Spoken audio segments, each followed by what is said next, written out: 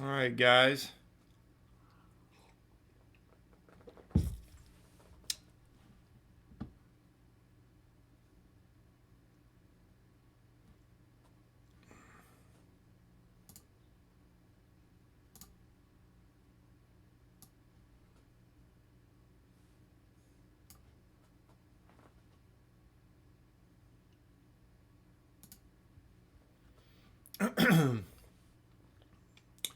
Okay, we're gonna get into this. Gonna build a watch list today. First of all, I am watching Codex. I think I've already bought like 400 shares of this. Um, Looking for a pretty solid move back down to these levels today. Um, Not sure if we're gonna get it. This is a pretty good level right here, 670s. But we could move. We could go all the way down to here. We could. So just keeping that on watch right now. It's on a short selling restriction. VIR, you can see I marked out some levels. VIR, and I bought 200 shares of this too. Here on the daily chart, we could see that this has, this could make a very significant move today. Will it? I don't know. But I'm going to be looking either at the breakdown through 3608, or I'm going to be looking at a retest of somewhere around the $48 level. There's plenty of times that this area has been tapped, and it breaks through but can't hold, and there's a lot of consolidation around that area. Got close a couple times here, somewhat here, but roughly this area has been, even on the first drop here, it touched right down there. Then it broke through, came up, tapped, finally broke through, came down. Just again, a lot of consolidation in that area. So anyway, roughly around the $48 mark is where I'm going to look to. I'm just going to be careful with it. Let's put it like that. So, but if this gets down to, what was it, 3608, I'm going to be a little more interested. So I want to see a breakthrough there. And I'll probably just start with 100 shares, or maybe even just 50 shares. I don't know. I got 200, so CODX, like I said, going to be looking for that to fail also.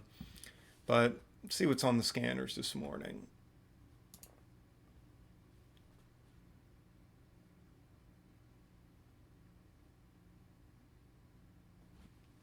Okay.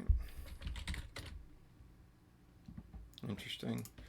Broke through the 200-day moving average. AYTU.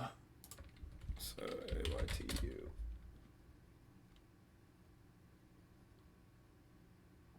Can you even locate shares for shorting? Nope.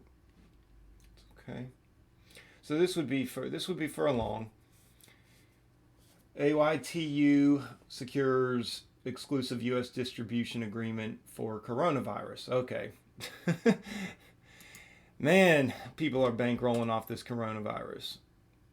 Tell you what.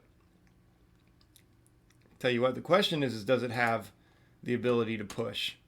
We have to keep in mind this isn't a super low float. We're looking at roughly a 20 million share float. Roughly a 20 million share float. So there's that. There's definitely something to keep in mind there.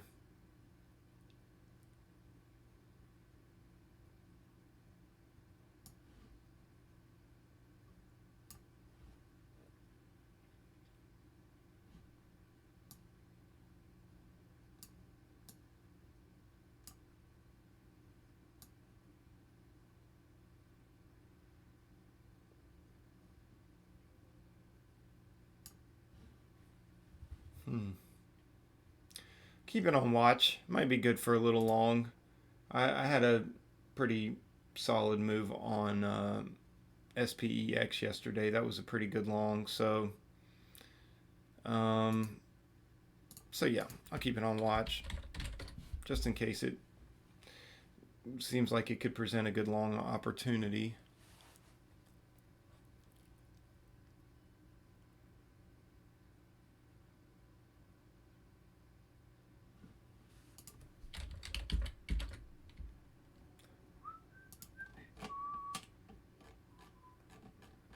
Oh, this must be a recent IPO.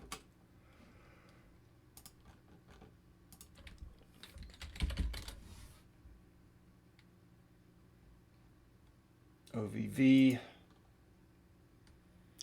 Looking at roughly 150 million share float, strong capital structure, significant liquidity.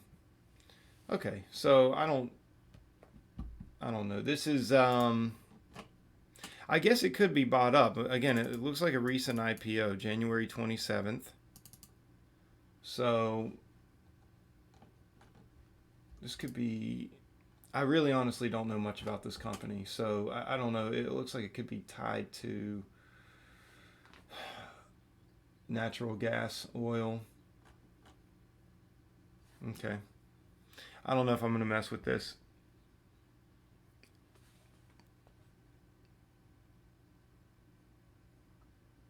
CY is looking good. Okay, this looks like, let me see what the news is on this. I mean, it looks, let's see.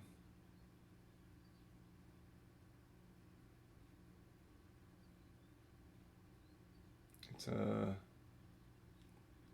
clears 10 billion takeover of Cyprus. Okay, so yeah, this is just, I don't know. This is going to be one of those ones that probably doesn't even really do anything today.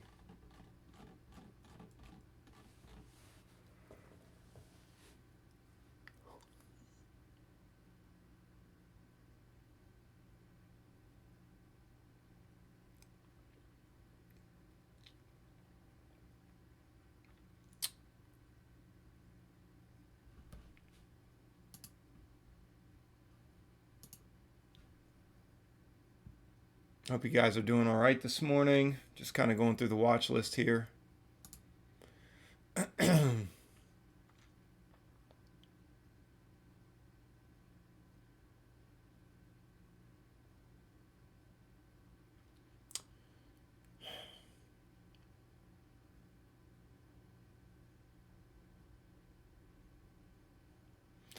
Oil companies are, and that's expected. They're boosting up a little. Oil companies. Let's see. Obviously, with everything that happened yesterday, I'll tell you what. This is a slow enough mover to where I don't know if I would mind taking. Sometimes you can get a good little move on these. Sometimes you can get like a good little dollar move. They move slowly. This might be one that I would be interested in even, and I mean, even if I just went in with like 500 shares and it slowly moved down a little bit today. Here on the 15 minute, it's broken some lows on the 15 minute. They don't typically move too much though. But man, every now and then there is one that just moves. It does. It just moves. It just goes, at least a good enough bit to have justified a trade on it. But I don't know. I'm honestly not feeling it. Let's see.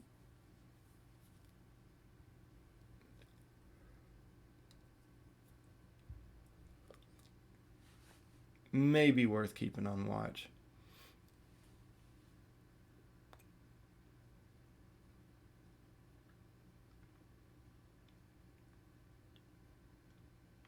But I seriously doubt it. I mean, it would just be for a small move.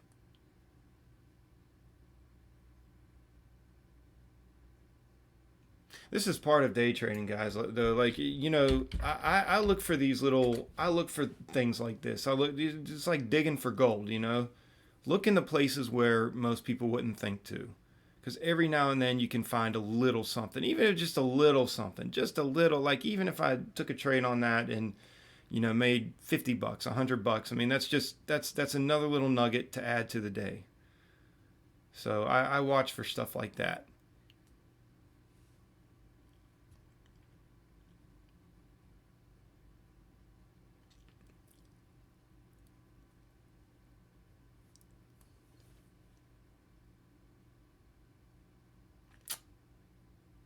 honestly, what's this? Oh, okay.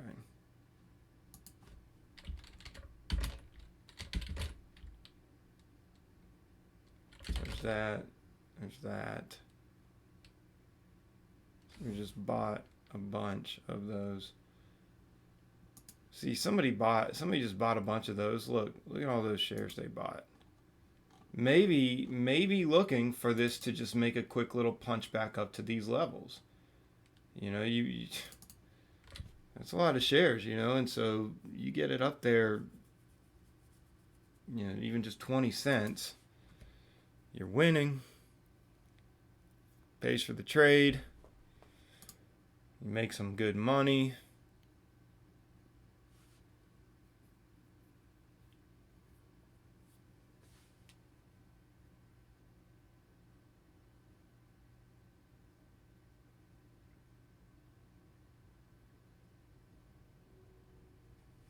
See how Specs is doing today. I mean, guys, honestly, there's really nothing that exciting. Just to be completely honest with you, it doesn't look like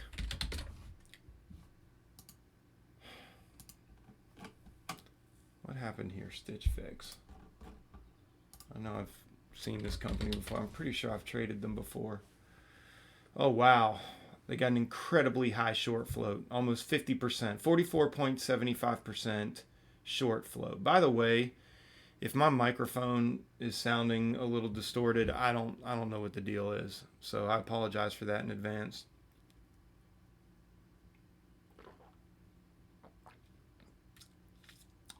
This might be interesting. Stitch Fix falls after cutting annual sales. Plunges as guidance disappoints. QT earnings surpass estimates. What? Earnings beat, but revenue and outlook fall short of estimates.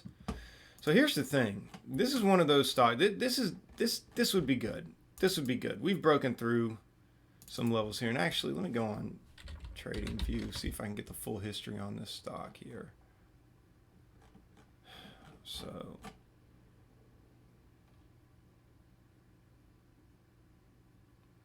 I mean, we're definitely at all-time lows right now. We broke down through some key critical areas. I mean, this really, I don't know, this could drop. This could drop. So the question is there going to be some kind of buy up? Is there going to be some kind of recovery? Is this looked at as a deal? If the S&P 500 starts turning around, is this going to follow suit? Everything right now you got to think about with the S&P 500 or with just the markets in general, the Dow, whatever. But man, I'll tell you what, how much are locates? I'll take 400 of these. $10. I'll take 400. So I'm going to keep this one on watch for sure. This one's definitely going on watch. And I may go in for a long. I may go in for a long on this one just to see if it can get a quick recovery. But, well, and again, you know, it has a heavy short float interest. Has a very heavy short interest on here. Short, you know, so a lot of people are looking to short this stock, which means it could squeeze. Now, I always say the higher the short float interest, the less likely that it is to do something like that. You know, especially if, you know, it's a bigger, you know, if it has a bigger float on the shares, and it does. It's, you know, you're looking at a well, okay, so this is interesting. No, okay, that's what I thought. I was looking at something wrong here. Okay, yeah, so 54 million shares. So it's going to be a little harder to, but you know, I mean, but it's not like it's a 500 million share float. So that's still probably low enough to be able to get a squeeze. And I mean, it's not like this is an $80 stock. Obviously, if this is, you know, if this is like a $50, $60 stock and has a 500 million share float, seeing an almost 50% short float interest is definitely going to be less scary than seeing a stock that's only 10, 15, 20 bucks with a 50 million share float. But this is not as scary as if this were a 2 million share float and a $2 stock with a 50% short interest. I mean, that could be easily squeezed. So I don't know. This might be my bread and butter for the day. I'm gonna hold on to it. I'm gonna set alerts for the other ones. I'd really like to see where this goes today, and I may jump on it out the gates. So again, when you're short biased, these are the things that you're looking for, obviously.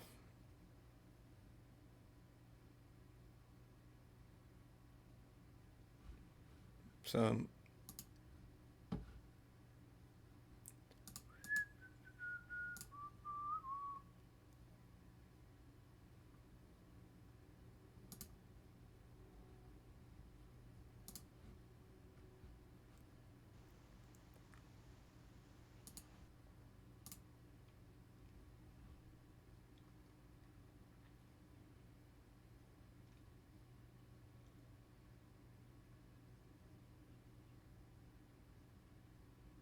okay.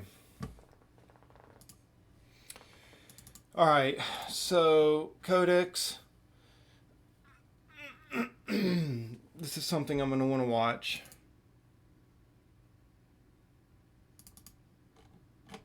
I would be inclined to put an order in at the break of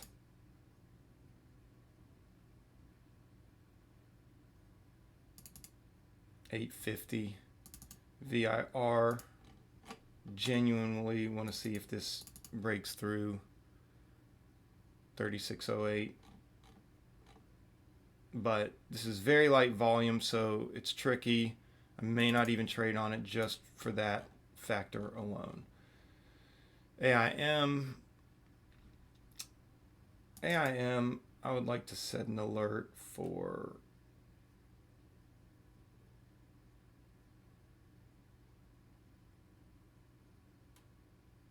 $5.75, because if it starts coming up here again, I'm going to want to see a test over there.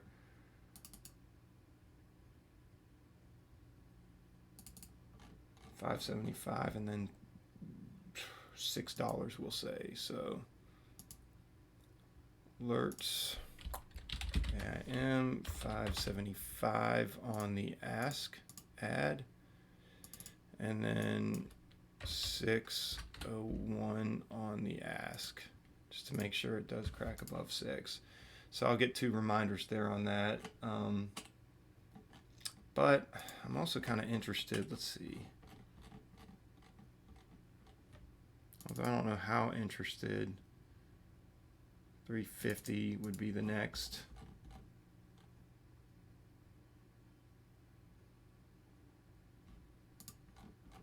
I'd have to locate. I haven't located yet on these.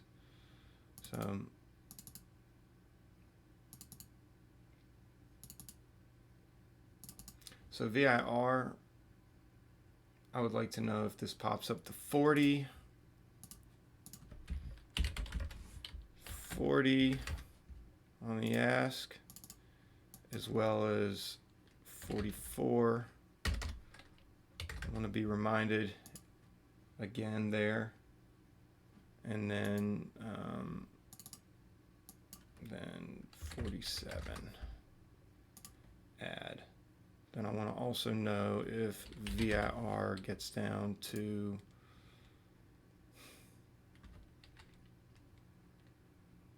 35 on the bid. Man, look at this spread. This is huge. I don't know. This makes me nervous. So I may not even trade on that. Codex. Codex and SFIX are the ones I'm watching out of the gates. AYTU Looks like it's pulling back, but it's sitting real nice on the 200-day moving average. Again, there is significant volume here. We're dealing with a 20 million share float. It's had 13 million in volume so far. So I'll be watching this one too. Good morning, Flip. That's all right. Oh, you have a furnace inspection this morning. Okay. Cool. Cool. That's what's up. Hopefully the inspection goes well with that. And hey, I want to apologize again to anybody who's in here. And Flip, maybe you can tell me if my voice sounds super distorted. I seem to be having mic issues this morning, but I don't know. Maybe it's not coming through as badly as I think it might be. So, but just to run through the list, sounds good. Okay, good, cool. I might have fixed it. I am watching Codex. Codex has finally cracked through these levels. I'm pretty sure, unless there's any really significant bad news with coronavirus, I really think that we have an opportunity to move all the way down here to the fours. I went ahead and located 400 shares for shorting. So I'm going to watch this. I'm not going to go in all 400 at a time, but I'll be careful with it. It is a whippy stock. I mean, I was going back through it earlier on, and I mean, like, look at all these spikes. There's spikes everywhere, all in this stock. So it just does this. It just does this. So for me, I would really like to wait for a pullback on Codex. Now, if it seems like it's getting a really good solid flush to the downside, I may jump in on it, but I would really like a pullback there. VIR, very thinly traded. I don't know how good I even feel about this one, but it is about to crack through some critical support here that you guys can see that I marked out. And this has plenty of room to fall. I mean, we could fall $10-$20 on this. And so even on 50 shares, I don't know. I secured 200 shares for shorting, but we'll see what happens with that. AIM, and VIR, I'm almost looking on VIR for a pullback to these levels right here. We can see it's touched these levels many times. It's consolidated around this level.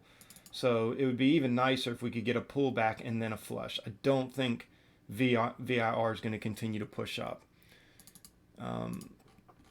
Could be wrong, but anyway, I already set alerts on AIM. I have not located shares for shorts yet. They're pretty expensive, so I'm not going to jump on those quite yet. If I see a trend line rejection, and I've set alerts for this to go off as it starts making its way up here. If I see a rejection and continued weakness, then it may be worth it to purchase, put $8 on a couple hundred shares and see how far we can ride that down. And then SFIX, I don't know. I'm going to be watching the SPY closely with this one. This one has a very heavy short interest on it. We're talking almost 50%. So I think it's very possible to get a good solid move to the downside, a good solid sell off. Even just a point or two would be fairly profitable. I think I purchased 400 shares for short on that. So anyway, this is kind of the plan right now, guys. So we'll see how this works out. 9:30 bell's gonna hit here in less than 2 minutes.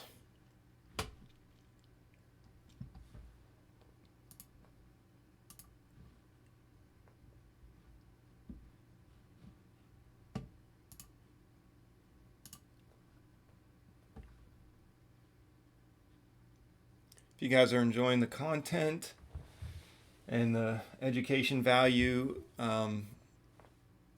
feel free to like and share. Tell others about it.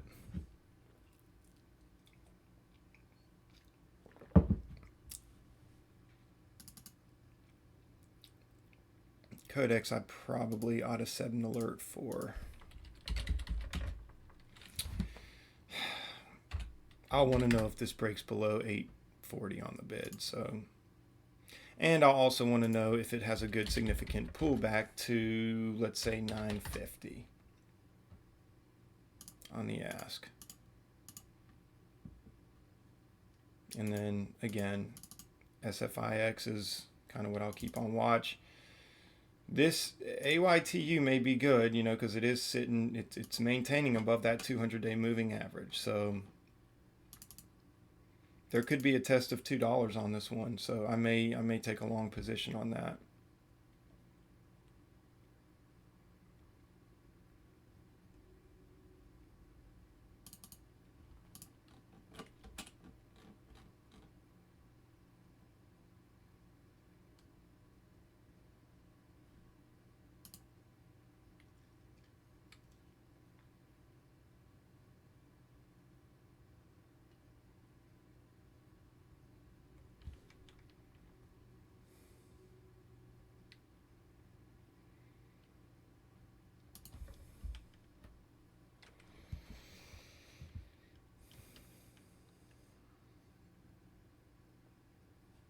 There we go. It's breaking pre-market highs.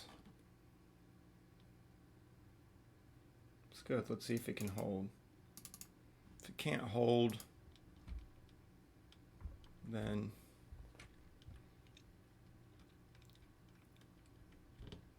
yeah, it looks like it's dropping. It's dipping significantly. It's very spready.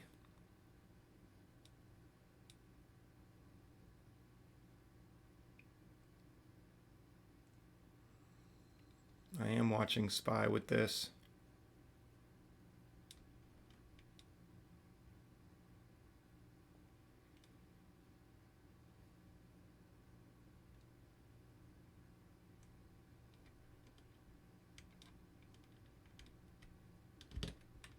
Okay, I'm going to try to get in here. I got 110 fill at 15.19. That's not the best.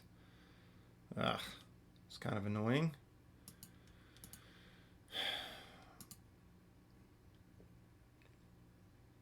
So I only got 110 shares filled.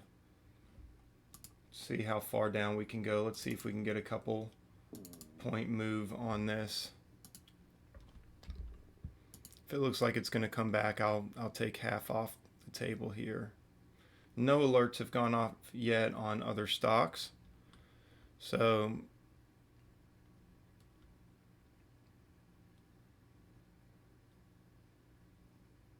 man, that's so annoying. That's so annoying. It only got filled basically half my shares. Okay, I'm going to take off half. Wait, what did I just do? Oh, snap. I just bought.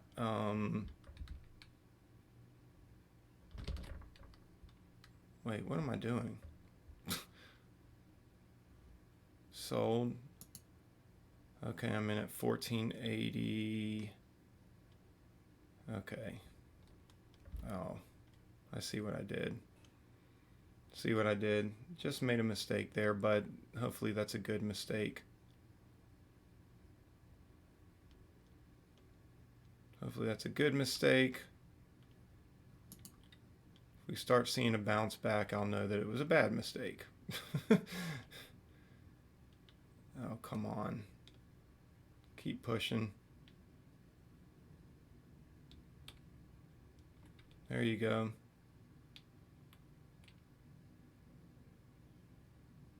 Keep pushing.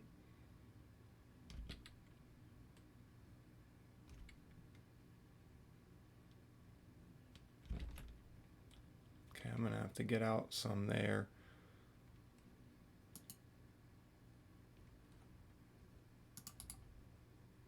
Studies. Okay.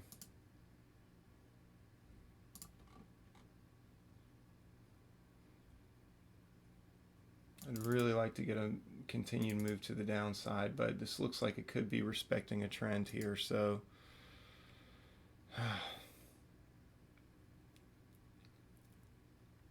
last thing I want this to do is start moving in a bullish direction.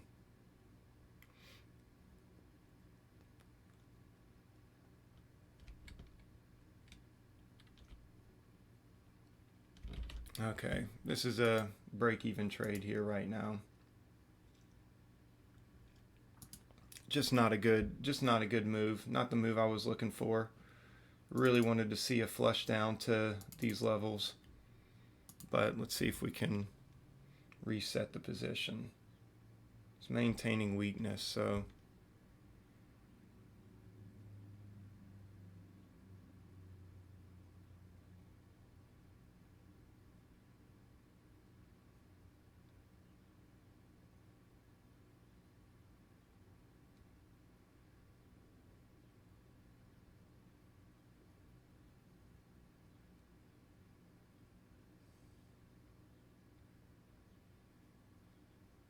morning note again. Good to see you, ma'am. Okay, this closed above VWAP, but great indecision still yet. So let me try to go in for another 200 here and just see if we can break back down through the VWAP and crack those levels.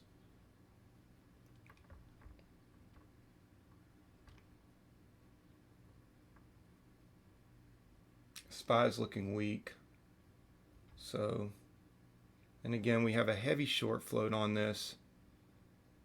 I would love to see a continuation back down through the 14 levels.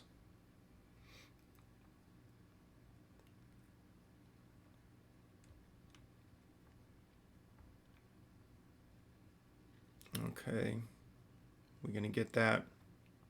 If it breaks down past, man, we just need to see a flush down through VWAP. People have got to be coming in and selling off today on this. It only makes sense. There we go. That's a nice move. We just need to break down past that doji on the 5-minute. Would really like to see that. I may need to take some profit off the table and then add.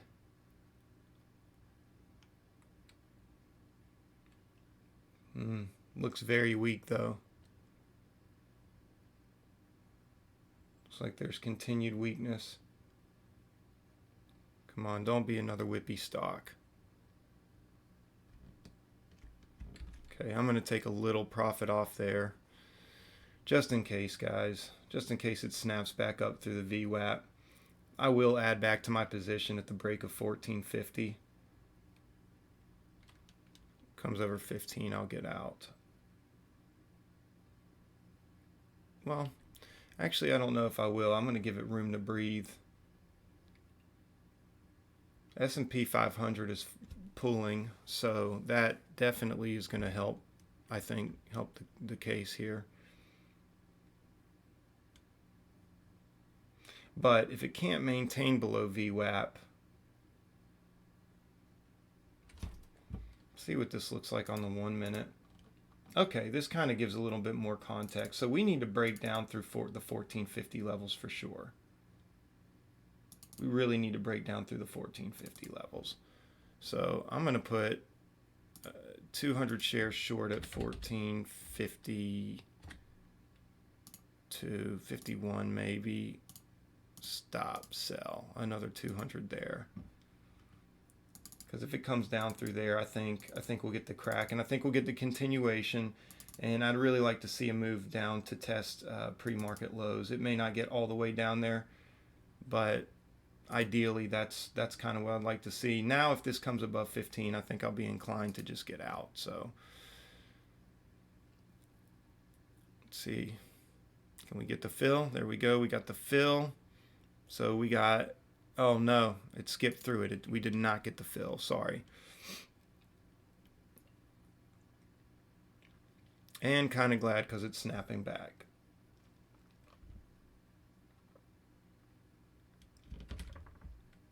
Okay, we got 200 at 1481.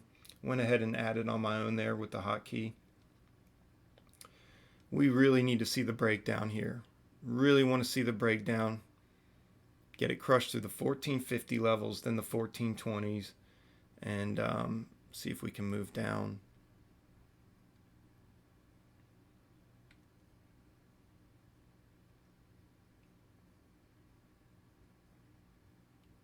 Come on, SPY's pulling. by all intents and purposes, this needs to pull. But we do need to get the critical breakdown through 1450. We really need to get that.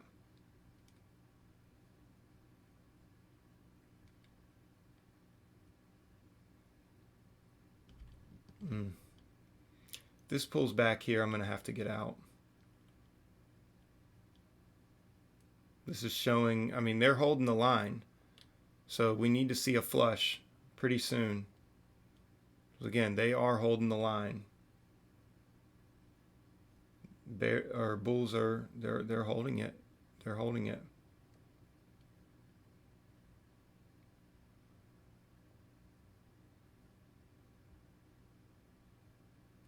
Is this a failed test?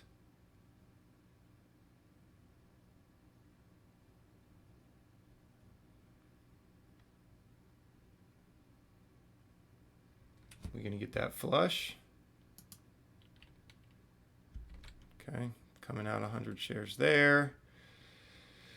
Whippy action, guys, whippy action. So on the 2 minute, yeah, looks like it's holding. I mean, the SPY's still pulling, so it honestly doesn't make sense to me, but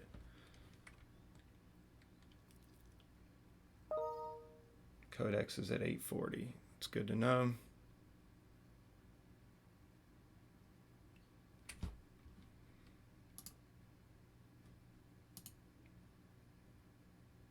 Okay.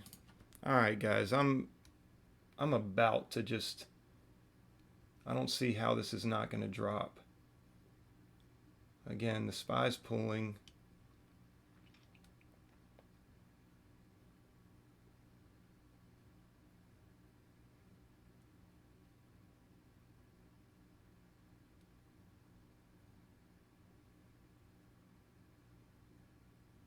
Really trying to work on this trade, really trying to be patient with it.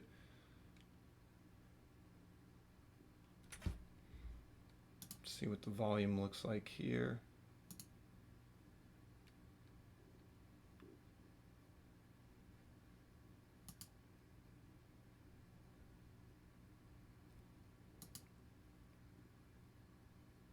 Gosh, I tell you what, it really is. I mean, this is as whippy as it gets.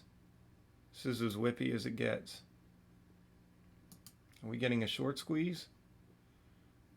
And if we are, is it strong enough? Is it strong enough?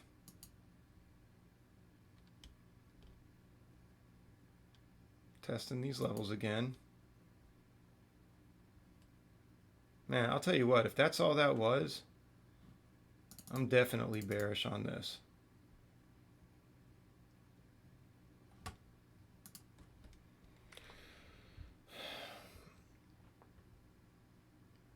We got 1460. Let's see if it can hold.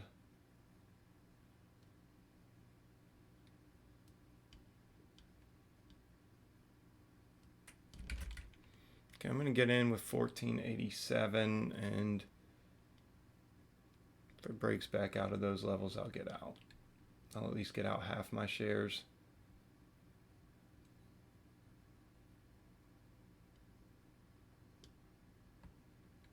It's testing. Okay, half my shares. Let's try again. Let's look at the 5 minute.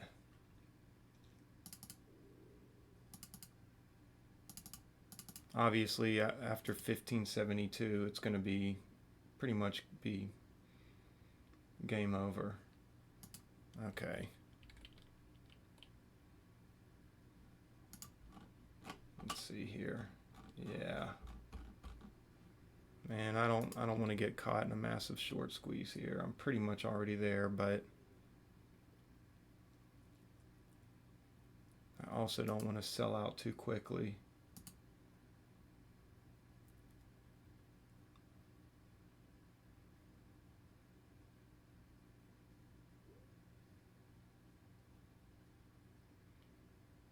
SPY's pulling though.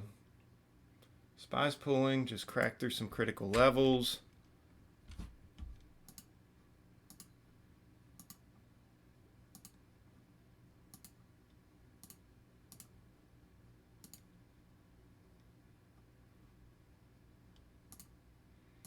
See where this goes.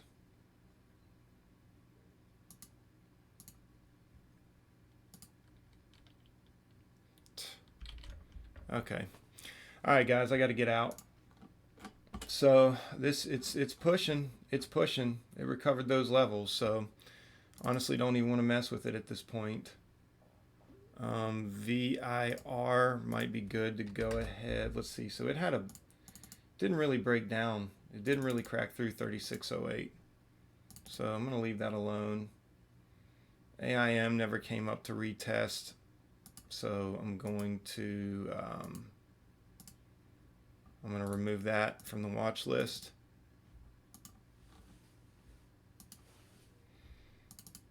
Codex is seeing the drop. Man, it's kind of missed out on that one. But we still have plenty of room, I think, down where, well, we tested to 676. I can see that. What's up, Sagar? Good to see you, man.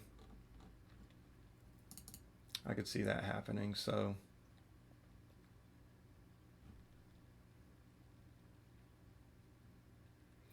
3608 is the break. Man, I could go in with 50 shares right here. That could be a good solid move.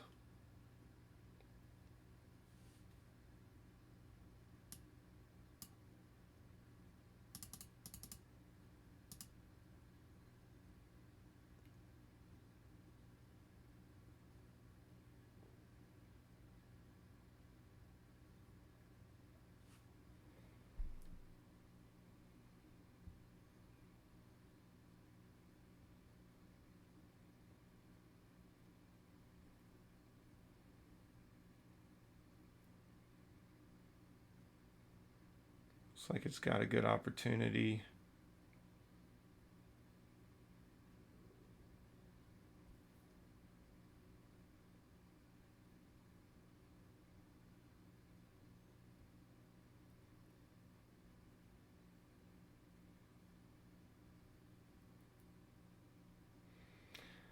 So this is a move where I would opt to get in at the anticipation of the break of 3608 because it could drop absolutely significantly from there.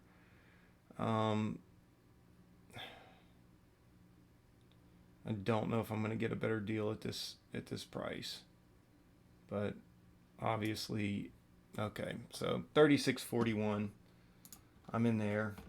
I'm looking for an immediate break. If this starts busting up, I'm gonna have to get out. So I'll set a stop, and I want to give it plenty of room to work. So I don't know. I'd probably set a stop at 38. Is that high enough though? Yeah, 37.90. I think if it breaks past 37.90, I ought to just get out. So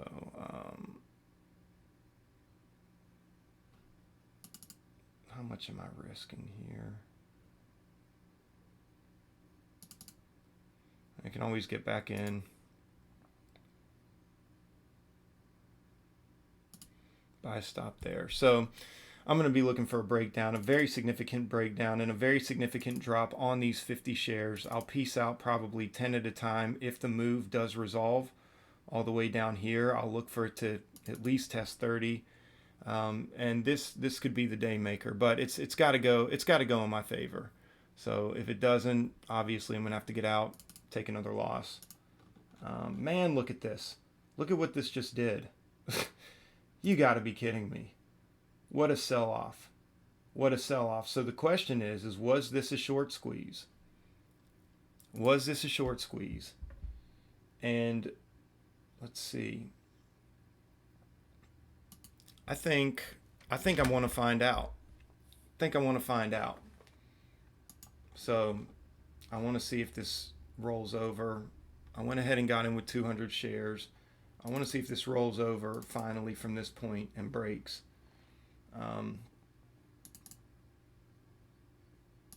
Obviously, I may have to add to my position if it comes up and tests. What a sell-off, though. What a sell-off.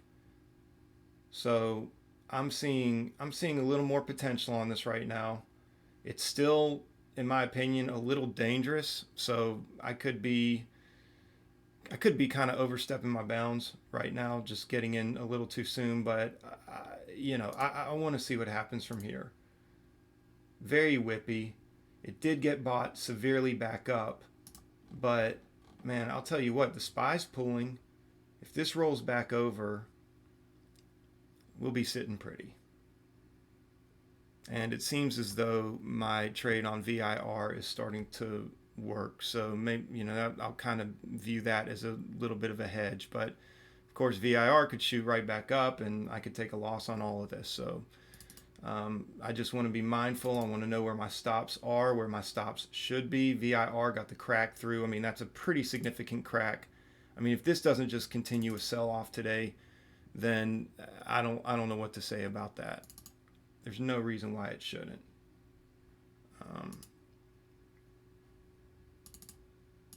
If this breaks 16, I probably ought to get out.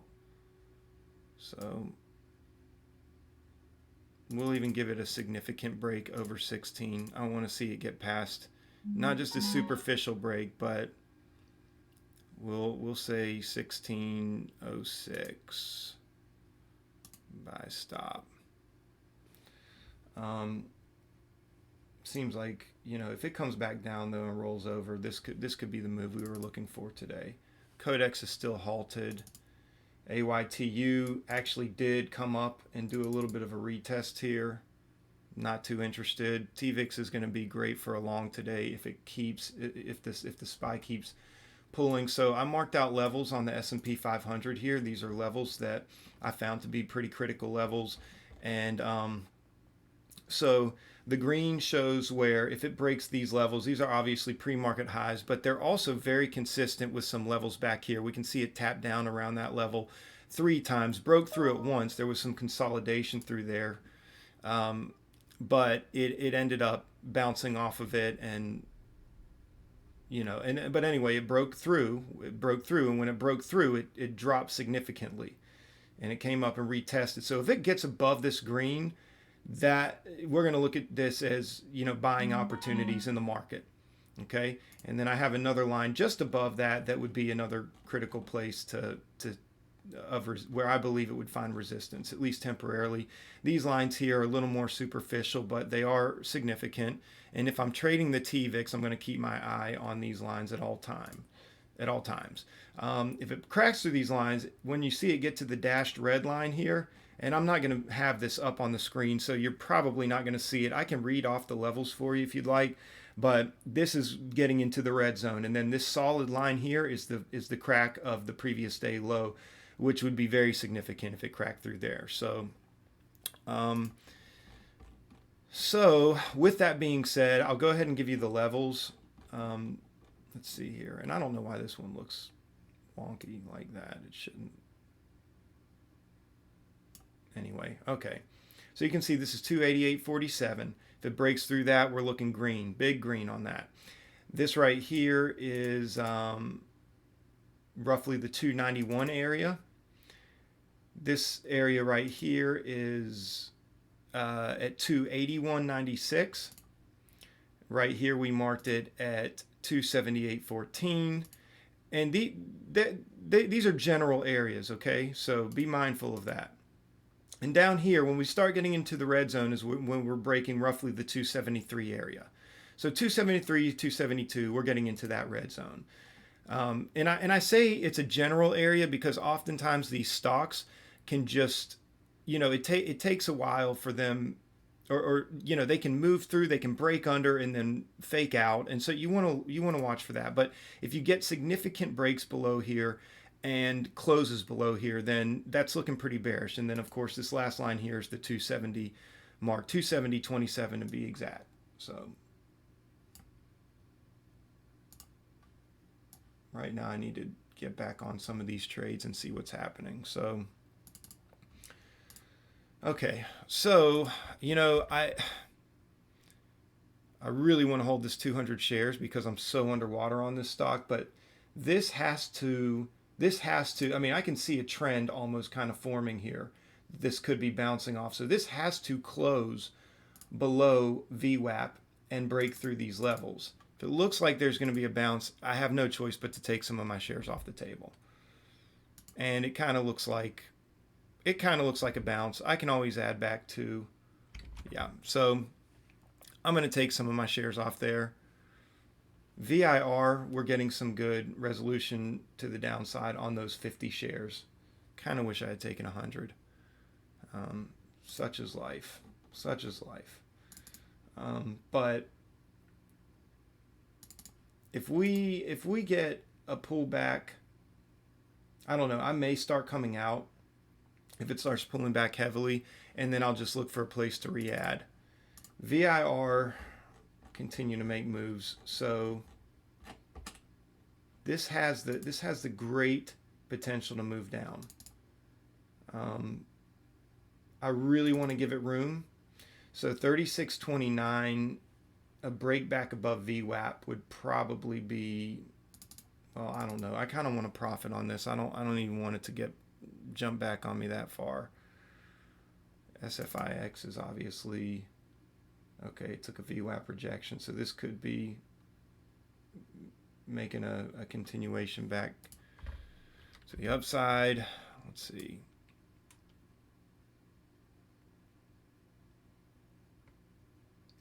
VIR is continuing to break down, so man, what a whippy choppy stock here. SFIX. I can't wait for it to calm down and start picking a direction, because I still don't feel like this has picked a direction. But maybe it has. Maybe it has. Maybe somebody who's long biased would be like, yeah, this is long. So maybe Noter would be like, yeah, this is long. All right, Flip says that Codex has resumed. Okay, good look. Good look, Flip.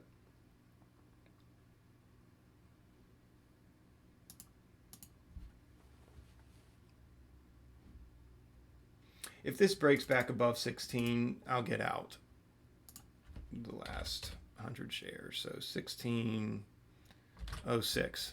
Want a good solid break above that. Well, we'll say 04 because this is actually 02. So if it can break this candle here and start coming up, we'll just, you know what? No, I'm just going to say at the break of 16 because I really don't care to stay in it past that. Okay, so stop. Buy at 1601. VIR. So 33.61. This is what I'm going to start doing on VIR. So if it comes above 33.61, I'm going to want to go ahead and come out, we'll say 25 shares and just profit on that. So 33.61 is stop buy 25 shares. So we're going to do well on this. We're going to at least get out half there. If it continues to push down, then, you know, and then I guess 35, what was that? 35, 25. We'll say 35.20, stop buy the other 25 shares. So otherwise, man, I would really love to take another 50 shares here.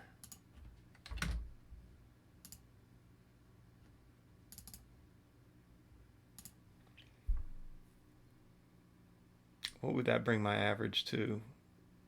It would be like 34 something, I think.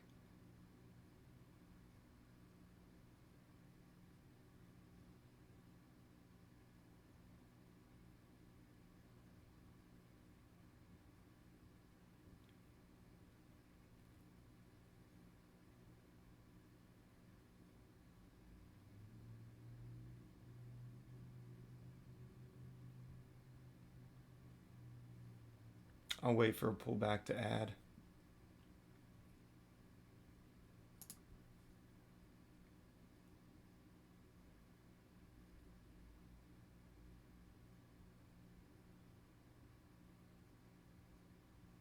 So again, if this hits 33.61, I'm going to get out.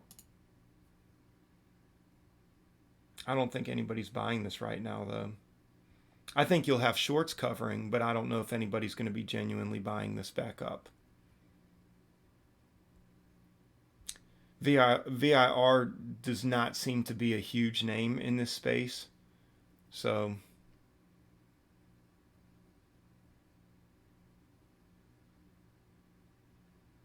if I get bought up, I'm almost willing to bet that it's just shorts covering.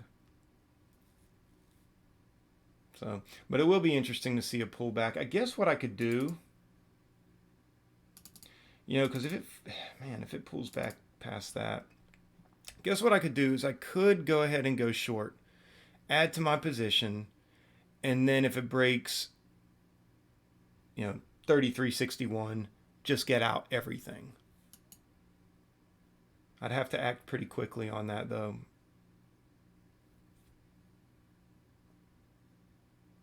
I'd have to act really quickly on that. Uh-oh.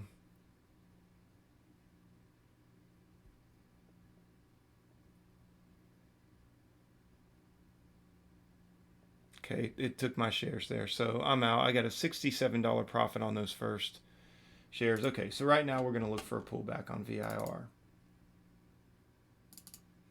But we'll also look for a fail.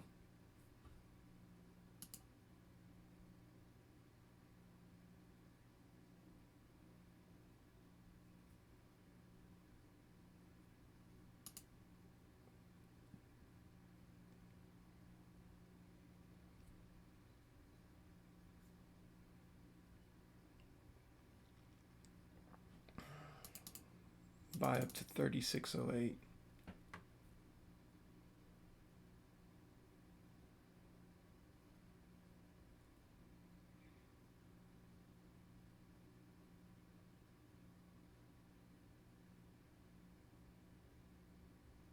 It's recovering slowly, maybe worth the risk, but not necessarily. Yeah.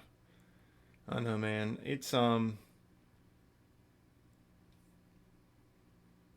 I'm going to take my time with it.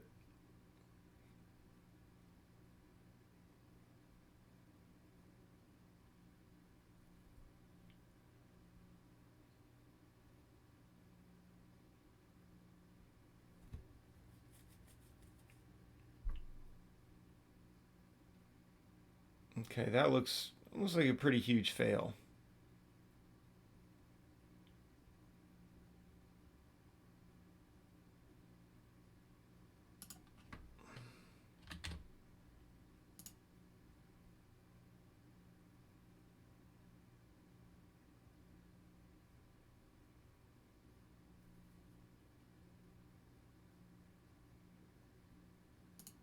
Okay. I'm back in at 50 at 35.08.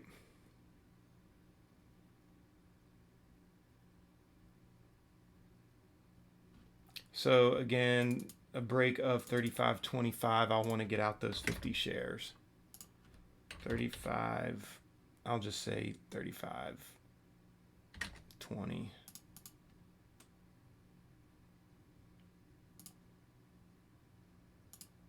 Stop buy.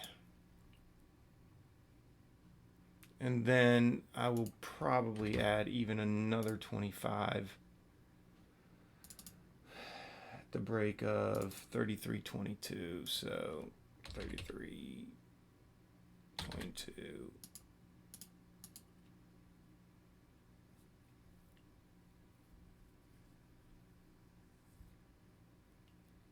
Maybe even 33.50 at the rate that this is going.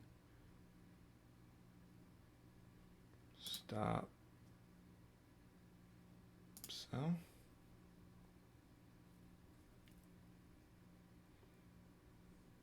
Slow day, guys.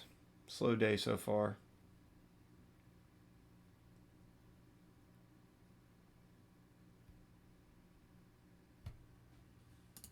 I'm going to take my eyes off of that for a minute.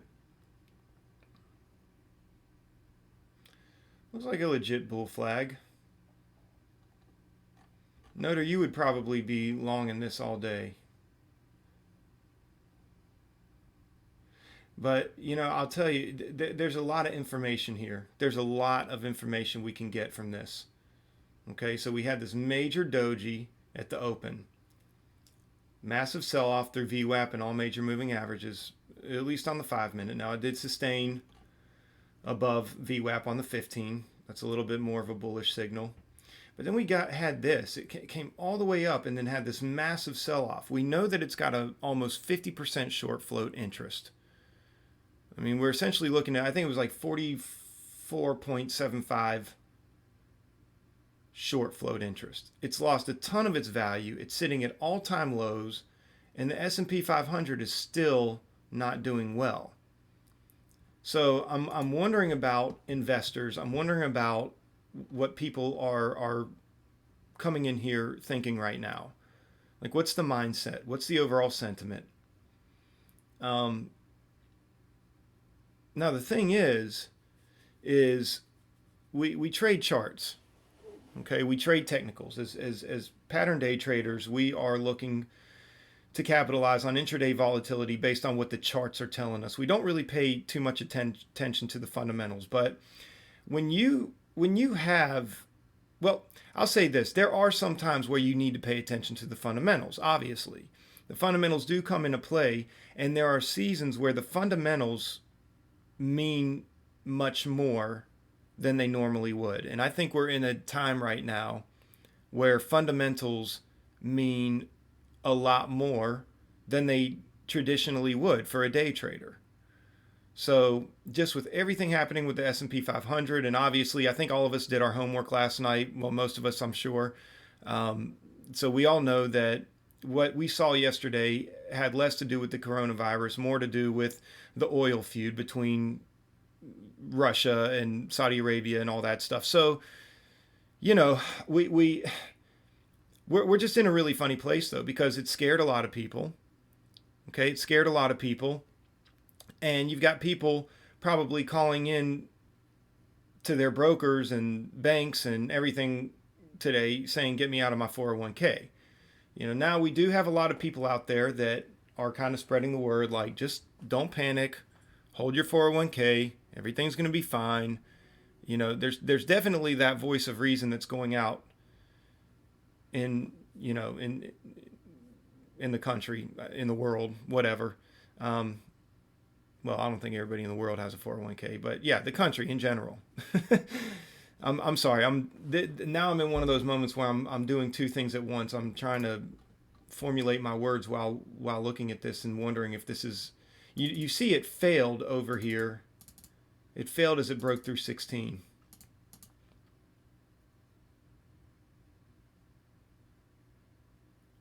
So I don't know. This might be a good place to just go in short again. Just take another stab at it. Because again, if we get that rollover,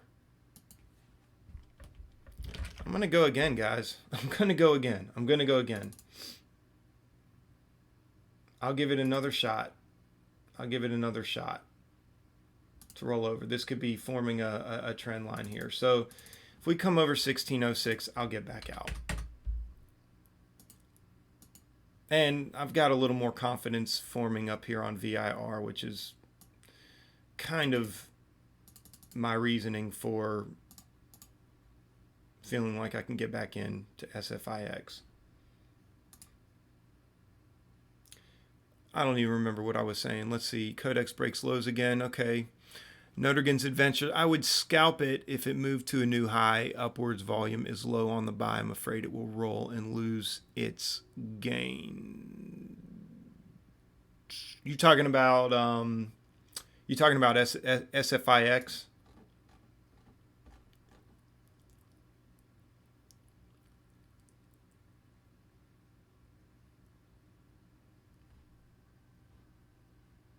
It's holding. I mean, it's holding. It's still technically in an uptrend, but again, weakness with the SPY, heavy short float. I mean, this at some point this could crack and everybody will pile in. They'll load up on the shorts. I mean, that's really what I'm kind of going for right now. And again, I still believe, especially if the SPY ends up pulling pretty significantly today, I still believe that this could test some of these lows down here. Now, I don't know for sure, obviously. I mean, but even if we got to test back down, you know, to roughly $14, that would be a significant move. That would be a significant move.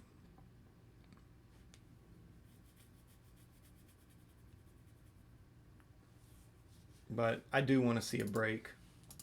I want to get that break. I want to get a trend reversal here. I think it's possible.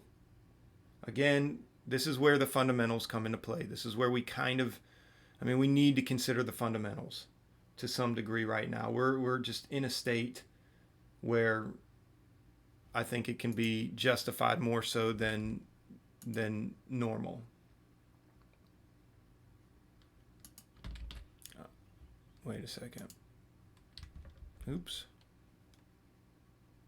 Try to take off 100 shares. See if we can get the break of 50. Can we get the break of 50? I might add to my position because that's a critical area right there. Busting down through the 9 EMA. I'm in 400 shares at 1566. If it comes back over 1560, I'll go ahead and take some of those off. We want to see a clean break right now. I don't want to give it time to chop.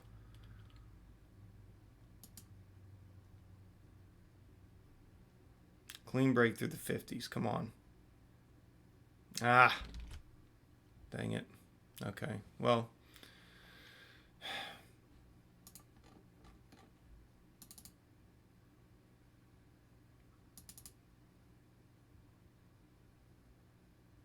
We made a little bit of a profit there on those first 200. Okay, we're in 75 now with the 34.48 average on VIR. I'm going to go check that out here in a minute. Man, if this breaks, that'll be clutch.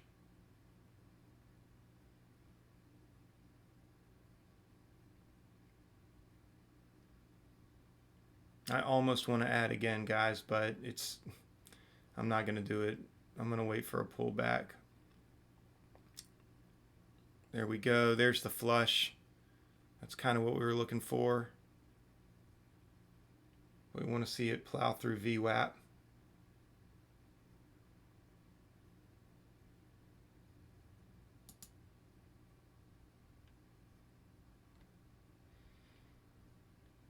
Man, what a slow mover. What a slow mover.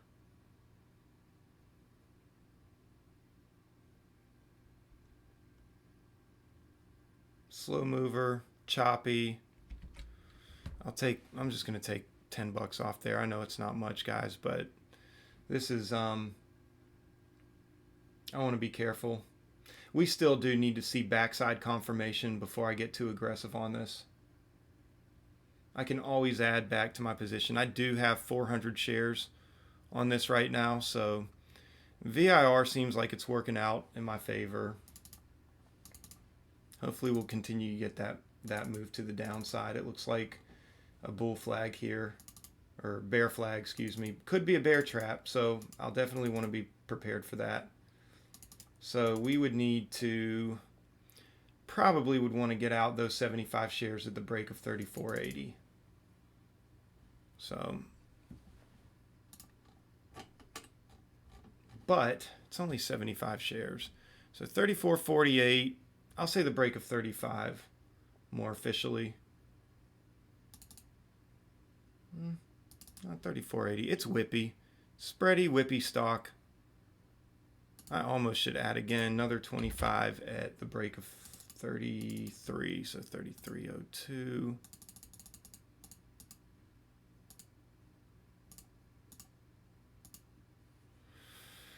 And right now I'll just set 75 at the break of 34.80. Stop. Buy.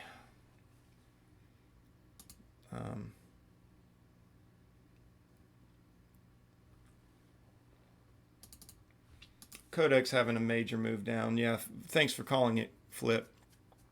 From 9 to 620 now. Yeah, I missed it. I even set an alert for this one, and I just totally, I was too consumed with this other stuff right here. VIR though, if this retests 33, I think it will. I think we'll get a good clean move down to I think it'll break 30. I think it'll break 30. I think fear's going to break out on it, and this could be the day maker here. So just want to see how this plays out. Hopefully it plays out well, and we can go ahead and just get out of the market today because I'm not seeing much, and just everything here is just kind of slow. I may look to the TVIX here in a little bit. INO is continuing to make moves down. mRNA, I'm going to remove that. We've made a significant move down there now, and it's sitting on the 50-day moving average. I don't even know if I care to watch it anymore.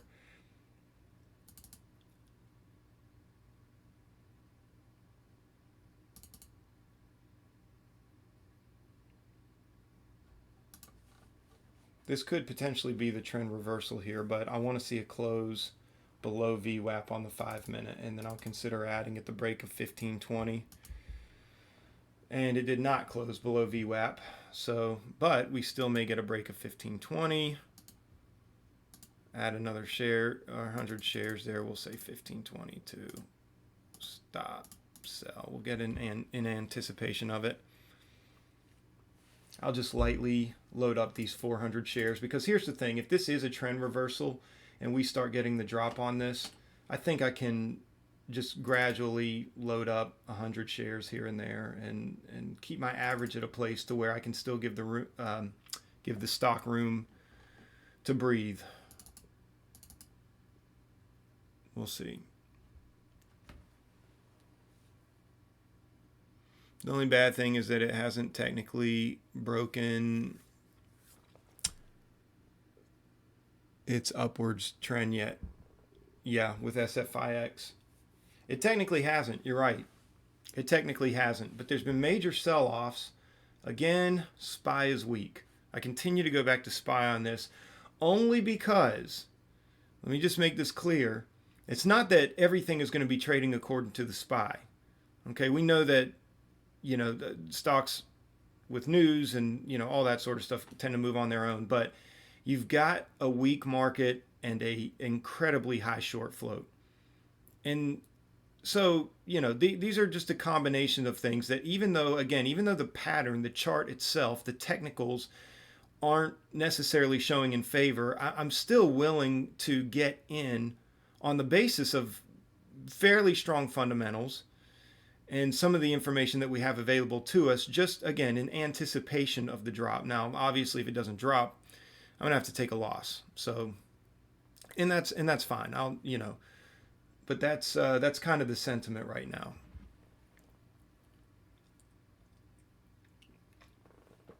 Thanks to those of you who took time to click the like button. I appreciate that.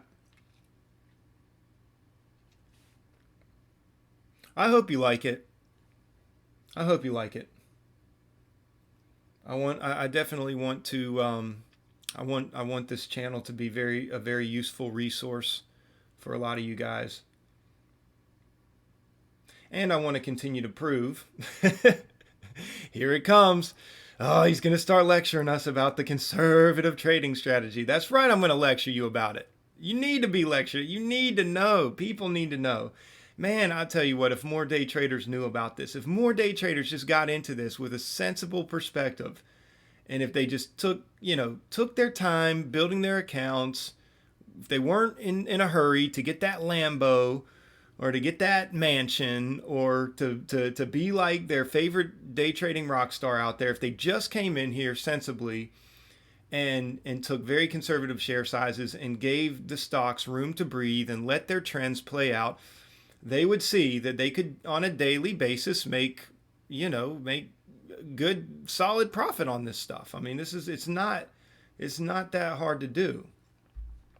Obviously, I'm having a little difficulty this morning, but I mean, you know what? I mean, what are you going to do? What are you going to do? So it came down here, took my order. It did not break 20. I'm going to give it room to play out. I'm going to give it up to 1570. So my next stop on SFIX with 200 shares is going to be 1570. We'll say 15. Well, here's the thing. So if it starts coming all the way up here, Let's just see. Let me see for a minute.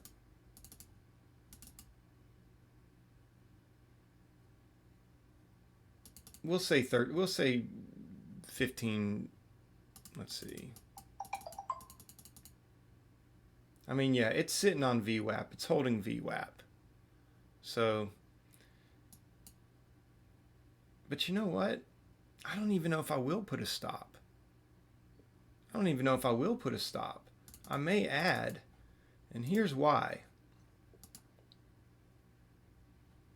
Because it could still end up respecting this trend line. It's not like I'm going to lose. I mean, I'll lose $100 on it. I mean, you know, it's not that big of a deal. Right now, I'm up 500 on the week, probably like 470, 460 after fees and commissions. I mean, if I lose a few $100 today, it's fine. I mean, it's not fine, but it's, you know, it is what it is. But I would almost give it an opportunity to come up here and test this trend line and get a rejection. The SPY looks like it's making a little bit of a reversal. So I don't know. I'm going to give it room to breathe.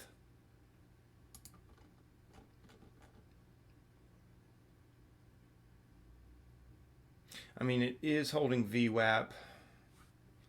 But then here on the 15-minute, I mean, it got pretty, this got slammed down. You could almost see this as almost like a gravestone doji here.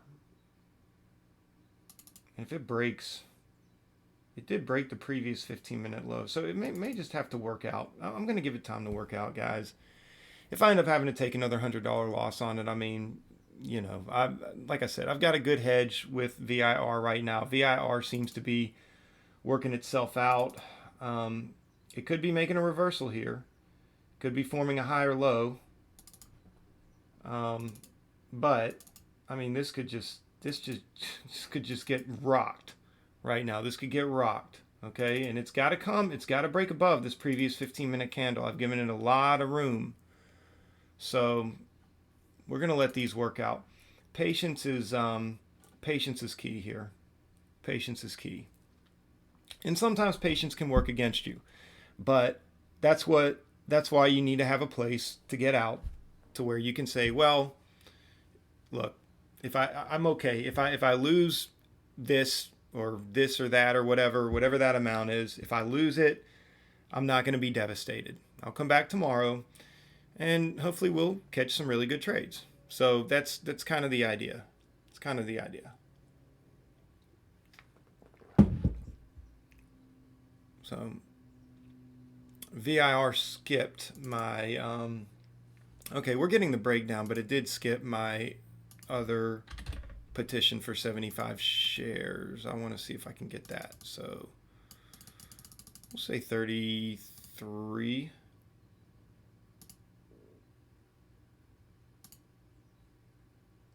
See if we can get that. And then I'll change this to 100 share stop at, and come on. You're just going to blow past my order like that.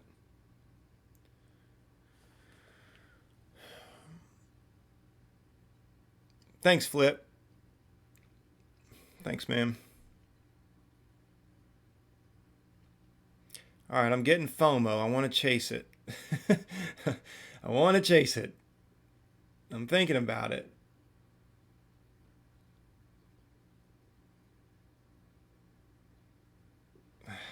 Okay.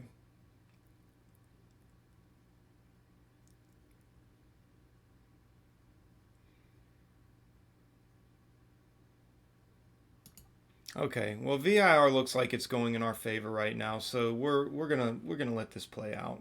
We're gonna let this play out. See if it can continue to get slammed down. I mean, I'll tell you what, guys. If we can really break 30, I mean, this is really, even on 75 shares with a 34.48 average, you got to think that's, and my math is kind of, okay, hold on a second. Let's see. I would be willing to get even yet another 100 shares We got to close though. I really want to close below that VWAP.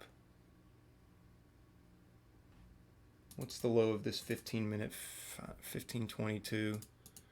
So I'm going to say stop, sell another 100 at the break of 1519. We'll say VIR is working pretty good. So I could cash out right now and I'd end the day up 120 bucks roughly. But I'm going to let this stuff play out. I'm going to see if I can at least make, 3, 4, 500 on the day. Oh yeah, I was doing the math. On VIR. So let me whip out my trusty little calculator here because I can't even think right now. So 75 times $6. If we can get a $6 move, so we'd be looking down to $28.48. And I really do think that's doable on VIR. We'd be looking at $150. We did get a close below, not just below VWAP, but below all major moving averages right here on SFIX. So I'm gonna let it come back and retest that EMA. And I think I will set my stop to the break of 1550 on the 200 shares. So the story's changed now. This is what we were talking about yesterday, guys. So the story has changed now. And here's why the story has changed. Because we have broken below all key moving averages. We've broken for the first time and held below VWAP. Okay?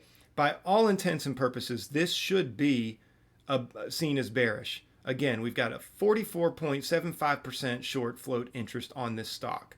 There's no reason why this stock should not continue to go down. We've got barely 4 minutes left on this 15-minute candle. It did break the low of this previous 15-minute candle. So if this starts coming back up and breaks over, and it passed my order, dadgummit. If it breaks over 1545, I want to get out. There's no reason to stay in this after that. So the story has changed. The story has changed. And that's one of the biggest parts about having a good, solid trading strategy. You have to know, when is the story changing? When do I need to change my mind about this trade idea? When do I need to lower my stops? When do I need to increase my stops? When do I need to average in? Okay, and so the story changes as you go. I feel like a lot of day traders out there teach a strategy that's really just two-dimensional. They say form your rules and form your if-then statements, which is something we all say and we all should do. And they say formulate your trade idea and do this. But nobody thinks about, okay, what happens once this trade idea begins to play out? And what happens when it breaks through these technical indicators? What happens when the chart, during the trade idea, the chart pattern begins to form different patterns, and start signaling different potential possibilities with the price action? What then? Okay, and so it needs to be more than two-dimensional. We need to essentially make these trades three-dimensional or four-dimensional or five-dimensional, whatever dimensional you want to say. Basically, we need to put life into them. I tell people often, you've heard me say it before, the stock market is almost like a living, breathing organism. You almost have to treat it like a human being. And when the behavior changes, you need to know how to respond to it. Like, you don't just respond to a person, somebody that you know in your family. You don't just respond to relationships in the same way every single time. Like, no, you try to understand the human being that you're dealing with and the behaviors that you're dealing with, and you try to get a read on it, and you respond differently at different times according to the behavior. We have to do the same thing with the stock market. So it's way more than just forming a trade idea. It's knowing when the story changes, knowing when the behavior changes, and how to adjust accordingly. And I think a lot of you guys know that anyway. So I'm not, I'm probably preaching to the choir, but I think it's just a good way to look at it. And we're getting some good follow through.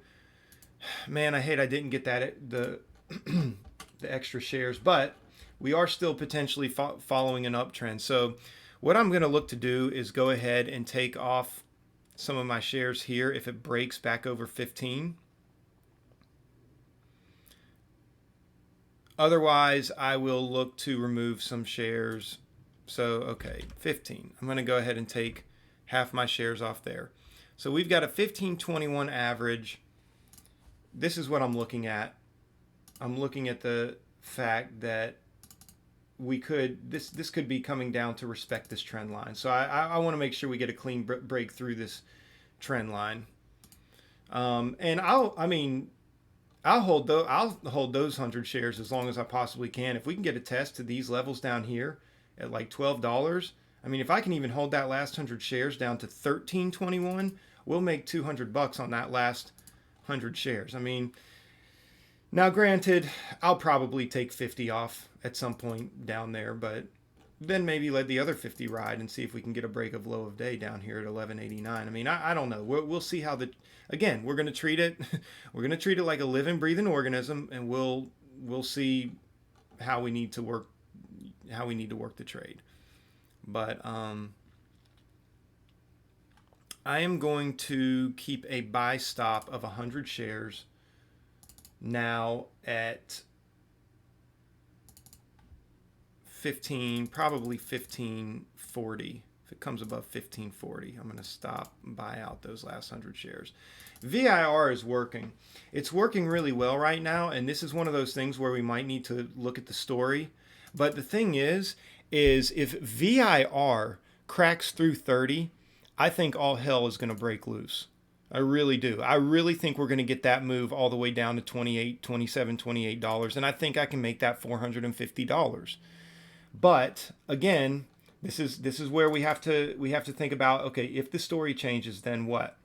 So if the story changes on VIR, like if this comes back up past 33.74, I'm definitely going to want to get out.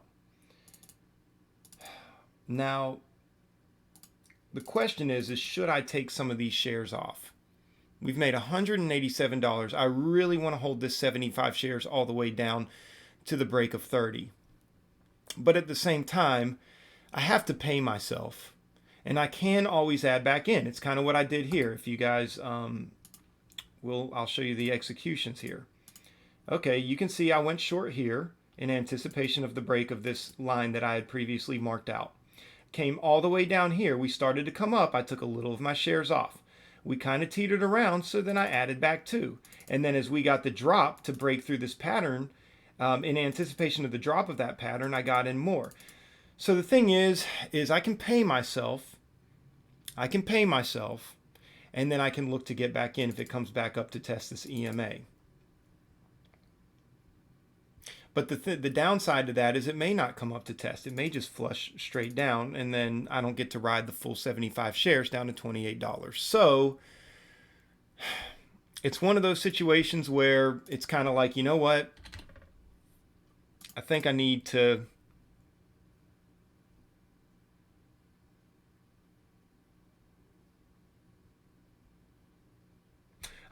be cautious with it. If it breaks over 32, I am going to stop myself out.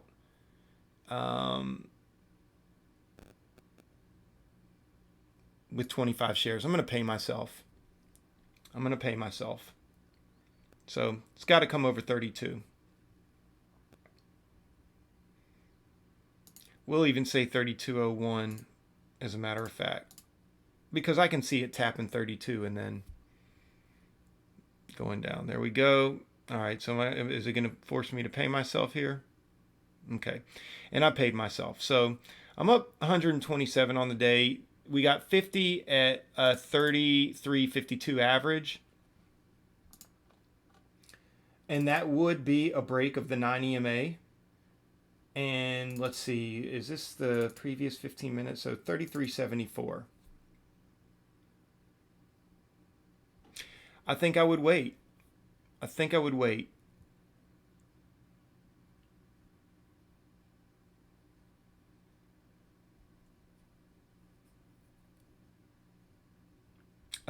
for 33.74.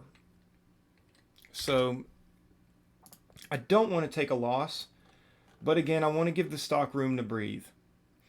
And the fact of the matter is it would only be like a $25 loss. So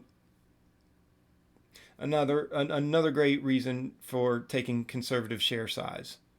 You know, you can make moves like this, and then even if it starts going against you, you can give yourself enough room to see if there's going to be a fake out. You can give yourself enough room past that and still be profitable on the trade. And it's almost, I mean, it's almost really the equivalent of taking large share size and then getting out the rest of this large position. Like you can take profit on the way, but then get out the rest of that large position at break even. With a little bit of slippage, because the position's so large, you're probably still going to lose a significant amount. But because you profited on the large share size, it shouldn't be enough to, you know, take away what you profited on the day.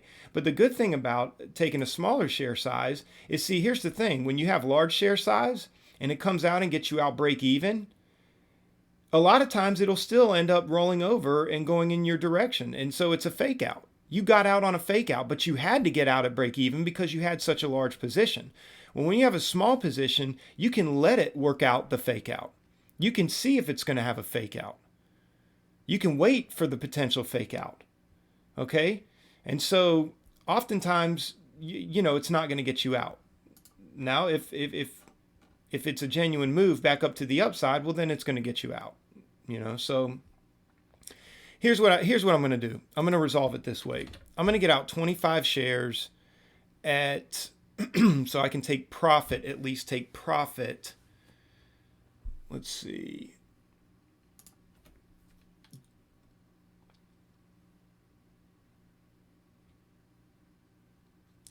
Let me think about this for a minute. Hold on. I need to put some thought into this for a minute. Let me think about this. So let's see here. Where is it on the 15-minute? So it hasn't cracked back through the 9 EMA. See, I'm looking for a reason to stay into this a little bit longer, but seeing as though it has not cracked the 9 EMA, if it did crack the 9 EMA, that would be significant. So I probably would want to get out some of my shares at that crack just in case. It's at 33.12. So I'm going to say 33.15. I will stop by 25 shares. And then the rest would come out at the break of 33.74, the 15-minute high. So 33, and I would even just get out at the anticipation of the break because this is very spready. The stock is very spready. So that's how I'm going to do this one. So Flip says your dots are missing on your chart, so you can see where you got in or added. Oops, never mind. You put them back on. Thanks. Yep, you're welcome. Notre again says it doesn't look like your normal reversal pattern.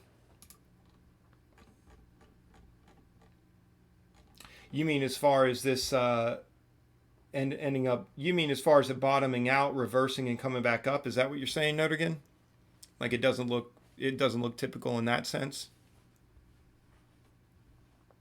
And yeah, it's trending down. It's definitely trending down. I don't know if I'm fully understand. Okay, yeah. So yeah, it's trending down. It's not showing. I mean, obviously, when you're looking for a lot of reversals, you're looking for a retest of the lows, and then even forming maybe higher lows gradually every time it retests, and then that's usually a good time to take a reversal. And usually, when I take my reversals, I'll wait for it to come down and bounce a couple times, and then I'll go ahead and take it. I'll set like an order to get in down here. And then I'll just put a stop immediately at the break of the lowest low. But then if it ends up trending up, obviously, you know, you do well. And that's probably how you do it, I imagine. Doesn't look like what I normally see. Yeah. It's not I don't necessarily think that this is going to reverse, but I'm trying to be safe in case it does. I mean, right now I could take profit and end the day up $200. I could take profit on all this stuff, but I just think with a daily chart pattern like this on VIR, we've broken all these critical key areas here. I just think that it's really going to. I think most people that are trading this are looking for it to move down at least to 29. But we know that breaking 30 is a pretty significant number. That is a very significant break. So, this could just end up flushing. This could flush even all the way down to the 50-day moving average. You just don't know. So to me, it's definitely worth trying to hold on to as long as humanly possible. And if we get a break at 31.31, I might even add another 50 shares there. So let me revisit SFIX. So as you can see, SFIX is respecting the trend line. So I could wait for a reversal and to add back in at a VWAP rejection, even a VWAP breakout fake out rejection, and wait for it to tap back through here again. I think if it did that, I think we would have a good reason to believe that we'll get this trend line breakdown. The thing is again, for the 100th time, you guys are probably sick of hearing me say this, but again, SPY is weak, heavy short float interest. I have to keep reminding myself of this, even when I see stuff like this, because this does look like it's going to bounce and turn around. And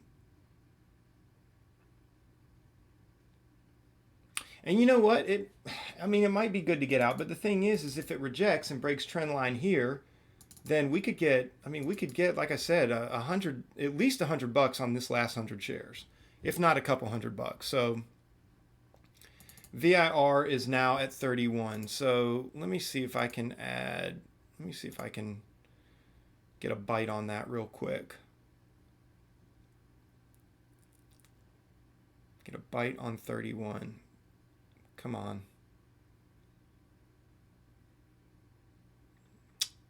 And it's breaking down. I think this is gonna crack. But I would really love to get in another 25 shares. I know I said I might take 50, but I want to keep my average in a range where I can give the stock room to breathe. So I think 25. I think bringing it back up to 75 shares at this point would still be pretty good, especially if we get the breakdown through 30, and especially if we start making a solid move down here. It's taken off without me. I did not want to see that, but it's all right. I could take profit right now. We would end over 300 on the day. Notergen says, pertaining to SFIX, so it should narrow. Should be interesting to see what it does. It's a chancy play, but it has good payout if the plan plays out in your favor. Absolutely. That's exactly what I'm thinking. And the thing is yeah, we could just be forming a tightening pattern. And even if it breaks up through VWAP, it could be a VWAP breakout fake out. So, if VIR, right now VIR it's the hedge. Really, I think as long as VIR is playing out well, and we know we're going to profit on it, no matter what it does at this point, we know we're going to profit on it. So, and I'm even going to I'm about to move my stop down, by the way. So we're good on VIR. I think that gives me enough of a hedge to let SFIX work itself out on that trend line. So, and I will even look to add, even if it breaks through VWAP. Of course, if the story changes, the story changes. We'll know when it gets there, and we'll be reading the chart. We'll be reading the price action. We'll monitor the technical patterns and all the data with that. But if it does make its way back up to VWAP, I might be, as long as the SPY remains weak, I would probably be willing to add at that point, and then see if it can retest that trend line. Again, that's on SFIX. But I'll tell you what, if this cracks through, I might even be willing to add another 100 at the break of 1450.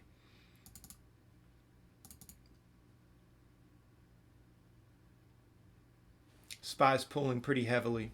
So here's the patterns that I marked out on the SPY earlier, guys, as you can see. And I think we're gonna get a test of this level down here. So this might actually be a good opportunity for the TVIX.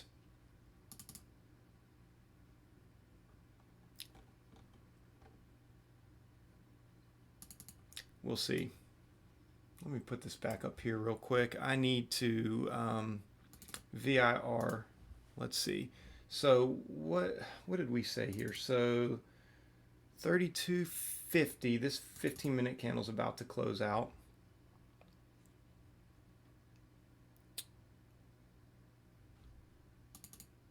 So we have at 33.15 and 33.70. So now I'm going to bring that down to 32.70. Well, 32.70 on 25 shares. Stop buy at 32.70. 32.55, yeah, maybe even 32.60. Sorry guys, yeah, 32.61 we'll say. Stop by 25 shares there. So it's got some room to travel. That 15-minute just closed out. So if it breaks through, yeah, if it breaks through that 15-minute, I actually may want to get out all of my shares there. So I think I'll do that because I can always re-add. Because here's the thing, if this comes back up, not only will it be breaking through the 9 EMA for the first time, but it'll be breaking past the previous 15-minute candle high. Question is would it be worth holding on to shares to see if there's even a fake out with there? Because it could tap up to these levels here of resistance at 33.19. I'm going to keep 25 shares there, and I'll see if something like that is going to end up happening. And I guess I would just get out the rest at, 33 probably. 33.01. Is that right? Maybe 33.20. I'll just set this there for right now. I honestly don't. Let's see. I'm going to have to revisit it. So note again, what's your rule to protect yourself against a false breakout on SFIX? Hold on one second, note again. Let me see something here. 30.28. Man, I'll tell you what. If this came down to, if this broke 30.25, stop. I'd look to get in another 25 shares there. I think that would be pretty legit. I think if it gets there, I think it's going to crack 30, and we'll continue to see a dump. So SFIX. So are you asking me? So let's see, against a false breakout. Do you mean like a false, like if we get a false VWAP breakout? Or are you saying like a false breakdown of the trend, like if it goes down to the trend line and I add 2 and it pops back up? Which one were you referring to, VWAP or trend line?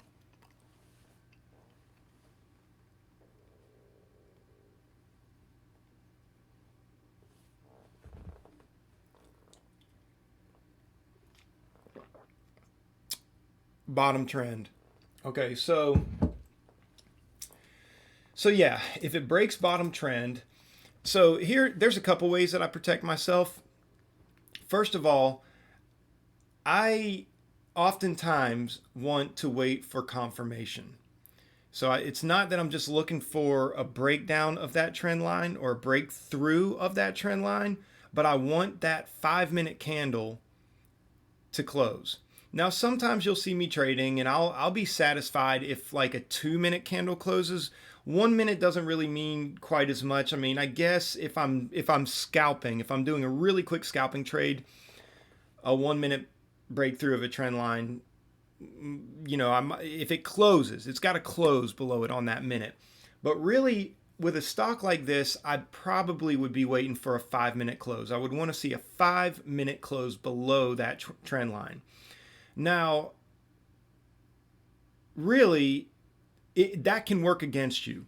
Because what could happen is this could just start crushing it to the downside, which is why I said that if it breaks 1450, if it crushes this trend line, like say it starts breaking trend line at the beginning of a 5-minute period, so it's like, man, I can't wait a whole 5 minutes while this thing moves against me, and I'm never going to know if I'm going to be able to get in it or not.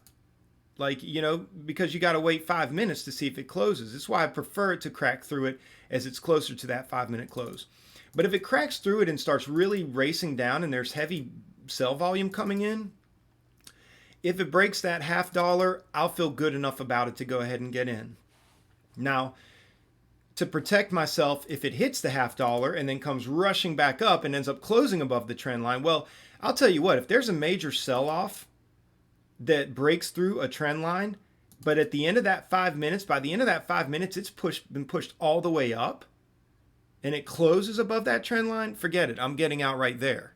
I'm not even going to wait around for it. There's no reason to wait after that. There's absolutely positively no reason to wait any more after that.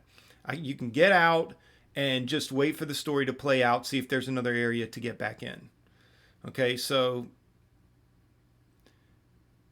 but we can see now, it closed 5 minute. This could be bouncing off this EMA. This might not even test VWAP. So at this point, if it still comes all the way down here and breaks trend line and breaks through all these 5-minute lows here, I mean, I don't even know if I would wait for the close of the trend line. But the answer to the question is if you really wanted to protect yourself, you would just wait for the close. You would wait for a close below that trend line. Now, it doesn't mean that it's not going to come back around and retest the trend line and poke its head up through the trend line and then roll back over. But I think the odds are significantly in your favor. Significantly in your favor if you get a close below that trend line. You were curious due to the reasons I mentioned. Sometimes too much caution can cause missed moves. That's right. That's right. So let me see. Look at this. It blew past my order again. I cannot catch a break. Every time I've tried to add, I should have 100 shares on this right now. But we're getting the breakdown, guys, and there could be a significant bounce. We want to see a flush through 29. We want to see a flush through 29. I mean, I would love for this bad boy to just come crashing down all the way to 22, 23. But I'm going to be very cautious in these areas here, and I'm not going to be afraid to take profit on some of this stuff. As a matter of fact, because 29 seems to be such a critical level, I think what I'm going to do is I'm going to go ahead and put out shares at 29.32. I think I'm going to go ahead and get out 20 shares there. So buy there. I'm going to move those stops out of the way for a minute. Let's see if we can get a flush down. 29.32.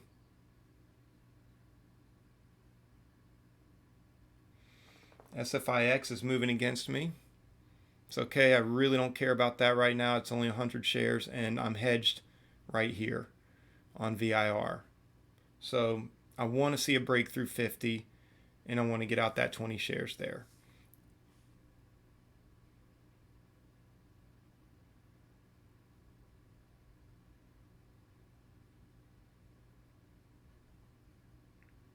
I want to see that break. I do kind of want to go back to SFIX real quick. Oh, come on.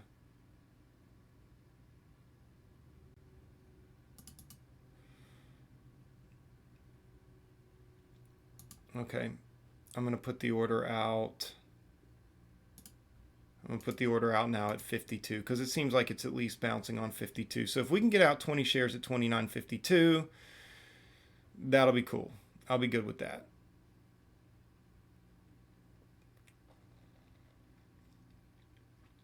I'm starting to get a little greedy too. I'm even thinking to myself, man, maybe I ought to do 15 shares. Well, there it is. Okay, so it took me. So I got 30 shares left. I've made 250.15 on VIR today. We're up $212 on the day. I could get out of all positions right now. We'd be ending the day over $300. Very few shares traded. Um, this is going to be a good day. Nonetheless, we're profiting right now. The only question is how much are we going to profit? And what I need to go ahead and do is set a stop on those last 30 shares. So we got 33.36. I guess 32.50. I love how I can set it so far back, and I would still profit. So I'll say 32.40 at the anticipation of the break of 32.50. Again, it's a spready stock, so I'm going to give it plenty of room to catch that. You should have a pullback to load up more soon. Hopefully, I actually would like to see a good little pullback, at least to the 9 EMA, because it has not been able to break. I think if we get a nice little pullback there, maybe even a fake out breakout above that, and if it started to curl back over, I would jump back in. That would be nice. So we're about to end 5 minutes with a VWAP rejection here. So that's pretty significant. I think, I might. This might be a good place to add. So I'm going to add another 100 shares there. And if it comes above 40, I'll get out. But I'd love for this to have been a fake out breakout on the VWAP. And I told you if it came up here, I would consider adding. So I did. We may even get another little poke through. But unless it breaks through here, I am not stressing that much at all. And even if it does break through, I mean, we've got to see significant buy volume. And I want to see it close above it on the 15-minute. If we do see it close above that VWAP on the 15-minute, I'm getting out. Forget about it. I'm not even going to worry. I'm not even going to try to see if it tests that trend line.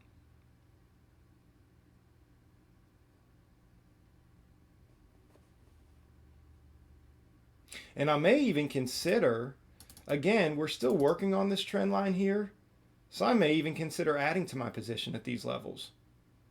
I may not even get out here. I mean, we're doing well enough on the day. Got plenty of room to let it play out. I mean, look, it's up in the 30s. I'm only down 25 bucks on it. So let's just see. Let's see what this does. Now, one concern I do have is SPY is starting to find support roughly around those areas that I marked out. So, but it's still weak. We're in a downtrend on the SPY right now, so I'm really not worried about it. This is not really a big deal. But I would like to see a retest of this line right here and maybe up towards the VWAP area and a rejection. But if that happens there on the SPY, it's possible we'll see something similar on this SFIX here, which is why I might be willing to let it go all the way against me, at least up to the trend line. Now, if it breaks through this trend line, I'm going to get out. Because, it's the same thing if you see it break down through this trend line. I mean, that's going to be big news. That's going to be big news for that. And I honestly won't want to sit on it past that.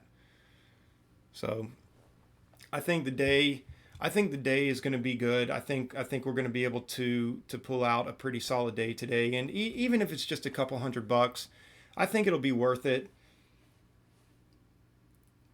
But hopefully we do. Like I said, at the end of this 15-minute, I want to see a close below VWAP, and I want to see a rollover on the 15-minute, and I want to see a breakdown through this trend line.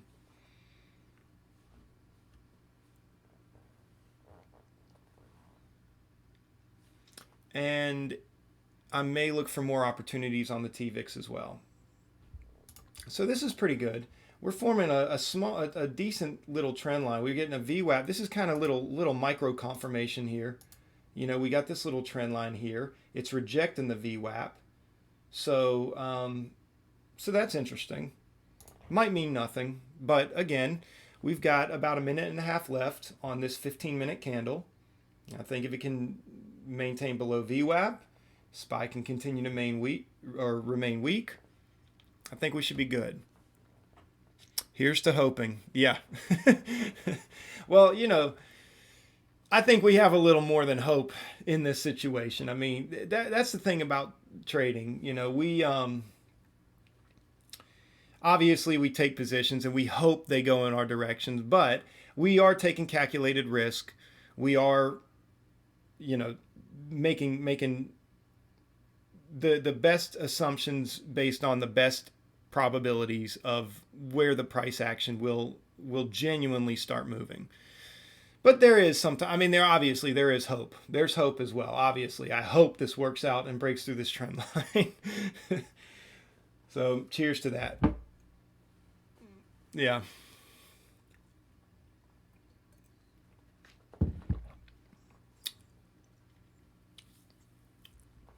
VIR is still struggling around that 29.50 mark, but I really think I think there's great potential to get the breakdown here. And you know what? I would almost add to my position at the break of 29 if I can somehow find a way for it to actually take my shares, which it never seems to want to do. But if it breaks through 29.50, I'm totally going to try to jump in there with another 30 shares and add to my position because we break 29. I think 27 is the next move. So, but this could be forming a flat bottom here. It could be holding at 29.50 and it could curl back around and come back up. And so, you know, we want to be ready for that too. As you guys can see, I've got my stop set. Sagar says, looking for opinion. I have been green last week and this week every day. Should I increase my share size? So there's a lot of variables that I think come into play when asking that question, Sagar. And give me 1 second because 30.23. I may want to set a stop there actually at 30.23 for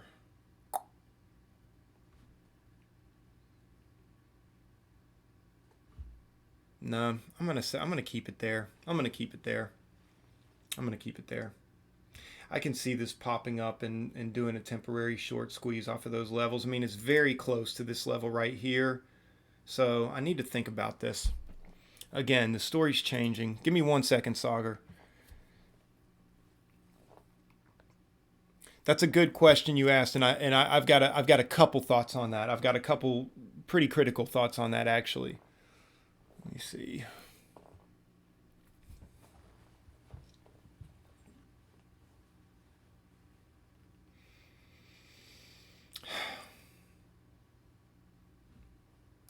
If this started pushing up from these levels, if it's genuinely finding support roughly off of here, even though it didn't quite touch it. We see this happen with stocks all the time. It doesn't quite touch support, but then it'll start moving back. There's a lot of people going short on this right now. This could squeeze up pretty high. It's a very spready stock. So I think to protect myself, thanks, Sagar. Appreciate it. Appreciate the patience. I think to protect myself, it might be wise to get out at least another 10 shares at the break of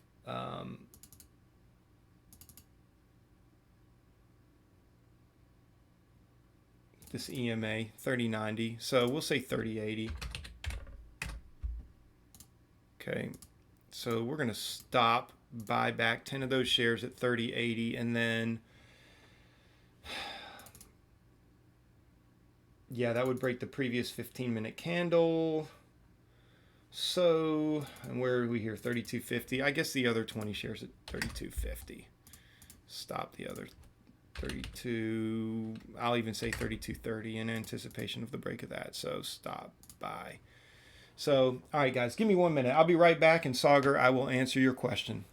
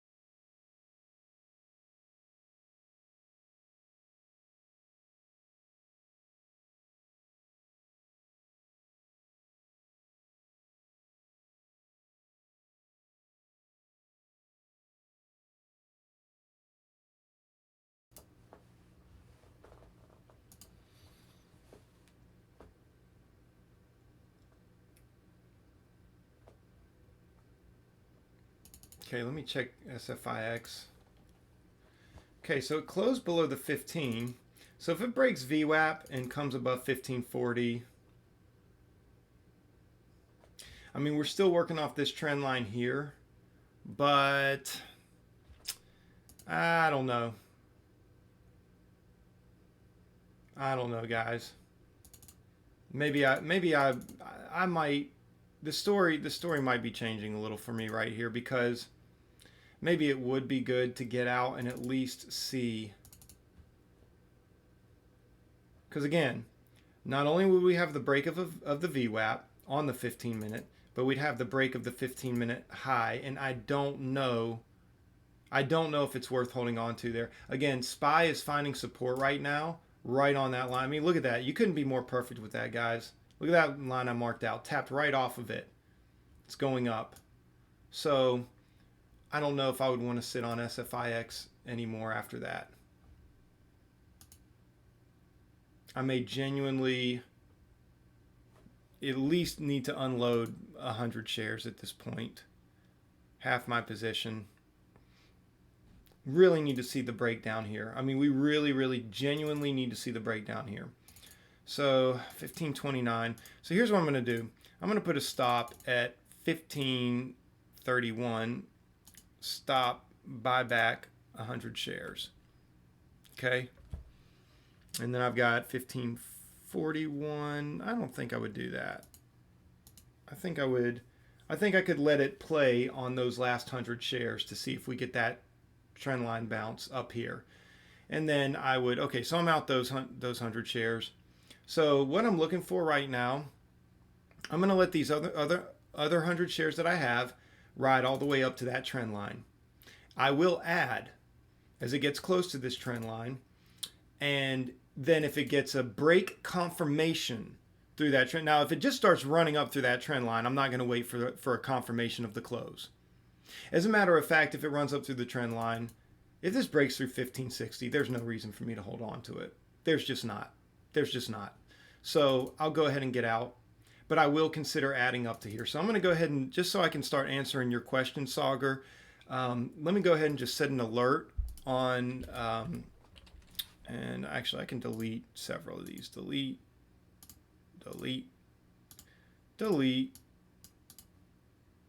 Here, clear all. There we go.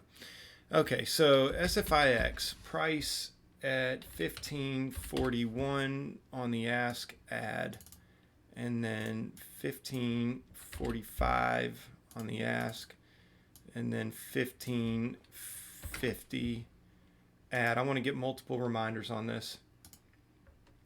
Okay. And then let me check VIR real quick. Okay, we rejected. I'm looking to sell another 20 here. So, let's see. Come on.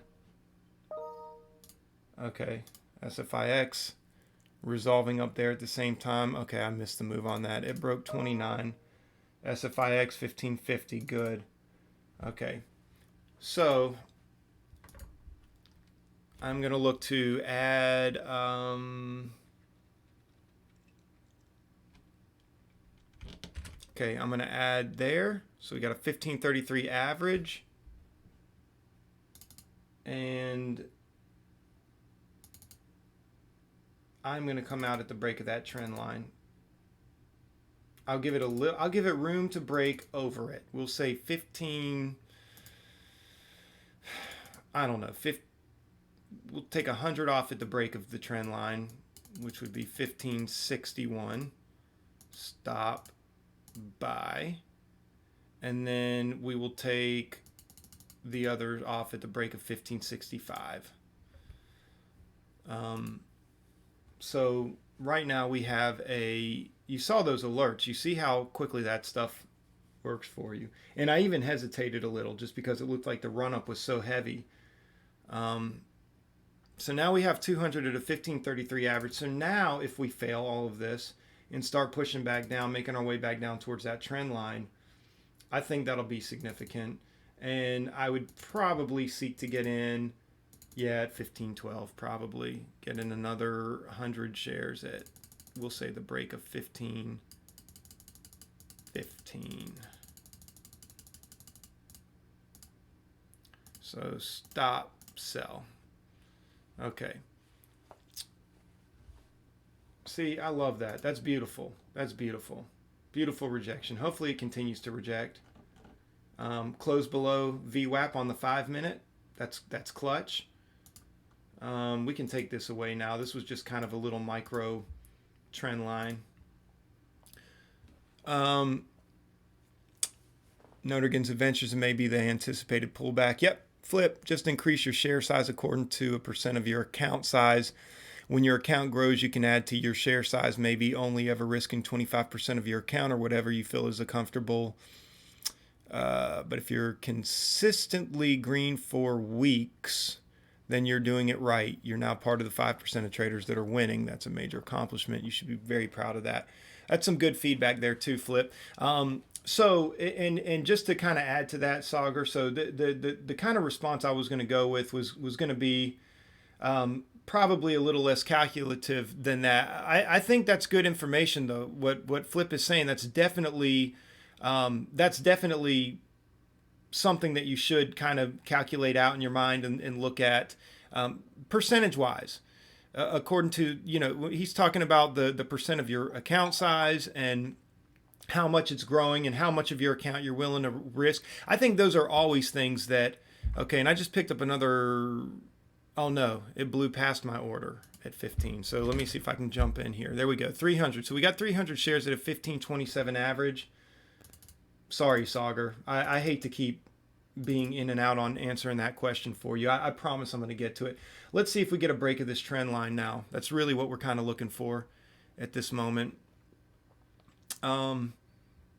I will continue with that here in a second. And I may add another 100 shares at the break of that trend line.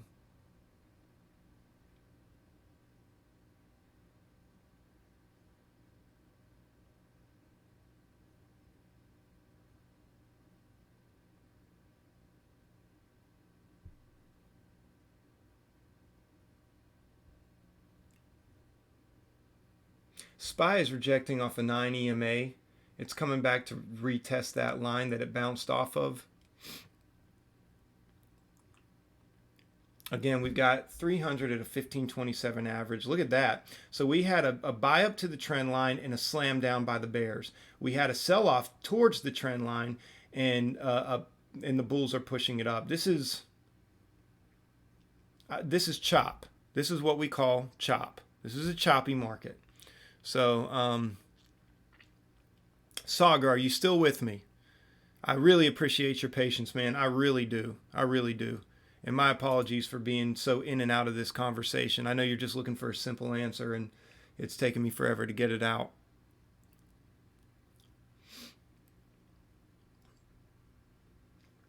I do think Flip has a good assessment, but there's some stuff that I wanted to add to that. So, all right, SPY, check out the S&P 500.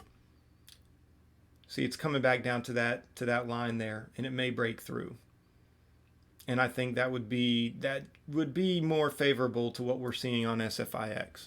You still there, Sagar?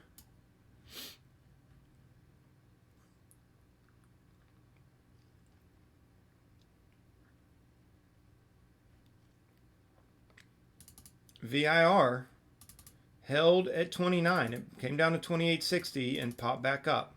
So the story's changing, and we want to kind of reset our thinking on this. So I've got coming out 10 at 30.80. I think I want to change that now. I would, if this comes above 30, I would need to go ahead and get out that 10 shares. So we're going to say 30 instead of 30.80. We're going to stop buy 10 of those shares, and we're going to let the others ride out up to where we initially said. We're not going to change the 30.32 yet, or the 32.30 yet. Although, well, let me double check with that. 30.92, 32.50. Where are we on the 30 minute? 60 minute. Well, 3250. Yeah, we'll leave it there just in case. SPY looks like it's about to break through that critical line, and I think if it does, it's going to flush. This looks like a very superficial bounce, as a matter of fact. I think if it pulls through, I think it's going to pull all of our trades to the downside. I think VIR is going to lose more traction, or is going to gain more traction to the downside. And I think okay, thank you, Sauger. I appreciate it, man. I think if this pulls down SFIX, VIR, I think both of them are going to be pretty solid moves.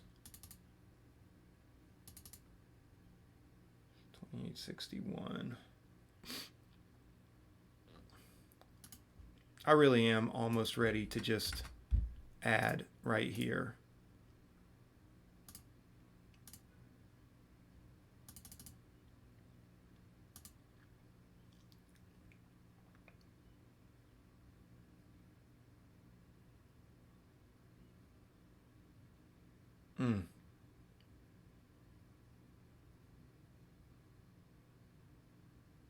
Nice move. All right, we picked up 60 at a 31.12 average. So here's what I'm going to want to do. I'm going to want to come out those 60 at a break of 30. I am no longer interested in seeing if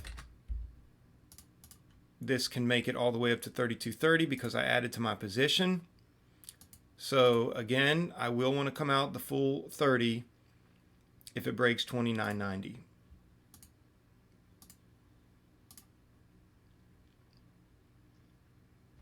Well, let's see here. I'll give it all. I'll give it all the way to 30. I'll give it all the way to 30. So, stop. Bye. Let's revisit SFIX. We really need to see a fail, especially here on the 15-minute, and a crush down through $15. Boy, I'll tell you what a chop fest on this stock today. What a chop fest. And I almost took half those shares off when it was down here. I thought about it. I thought about just unloading half.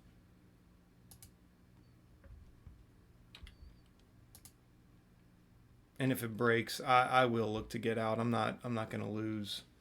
I'm not going to see where 300 shares goes and have a potential of losing, $60, $90. SPY is failing.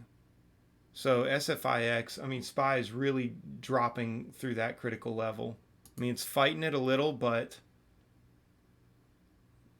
buyers are coming in. 1527. Because this is choppy, I'll give it a little room, but I don't want to lose more than $30 on SFIX. It's just not worth it. I'll give it a minute to be choppy. I'll give it a minute to poke its head up through here and to get rejected, but I just don't know that I can wait for it to go up all the way up to these levels. SPY is failing. So this has to be a fake out. There we go. Solid fake out. Yeah. That's why I gave it a minute, guys, because it's got fake out written all over it.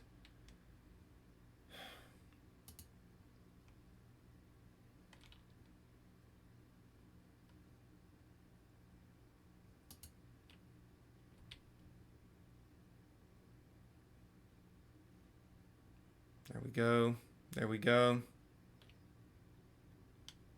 SPY's pulling. Just give it up, guys. Give it up. SFIX, just give up. Just give up.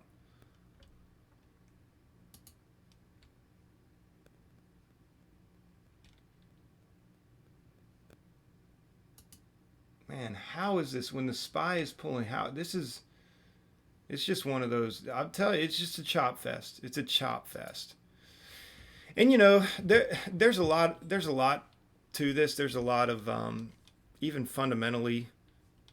There's a lot of, I guess, fundamental reasons of why it could do that. Now it just opened that I do not like. It opened on the 5 minute above the VWAP for the first time in a while. So, and I hate if I'm gonna have to come out of this. Just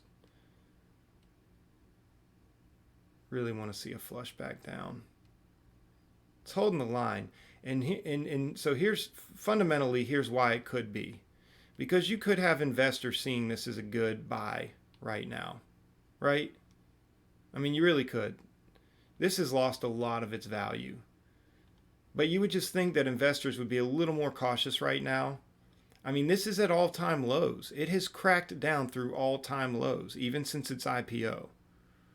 So, I don't know. And it could just be just because there's such a heavy short float interest. If you do have investors that are coming in and intermittently trying to just buy into the lows, I don't know. There's a lot of people out there that are still confident in the market. They see this as just a temporary bottom, and they're starting to buy. They're starting to buy, starting to dollar cost average their way in. So I get that. It's but then you have flush downs like that, and it's like, well, okay, should I sit on this? But very choppy action right now. Very choppy action. Thank goodness VIR is continuing to flush to the downside. VIR is at 28.51 right now. I'd love to see it break the 28.50 levels.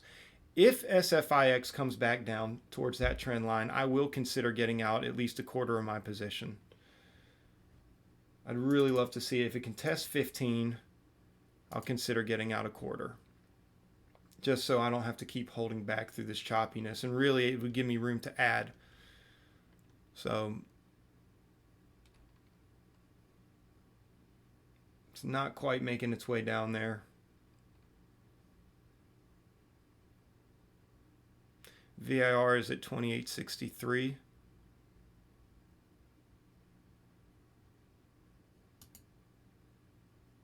Man, SPY's continuing to pull. This should be pulling. This needs to break that trend line. I want to give it time to work out. I'm really trying, guys. This is testing my patience, if you can't tell.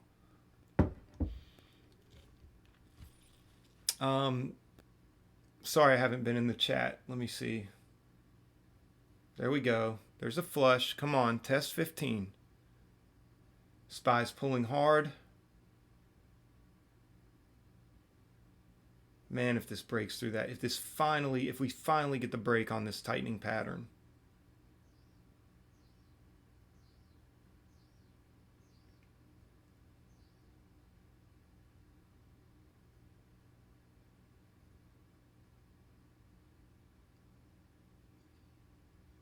This is another one of those times where you're thinking, like, this is why I'm glad I don't try to go in with like 2,000 share lots on stuff like this.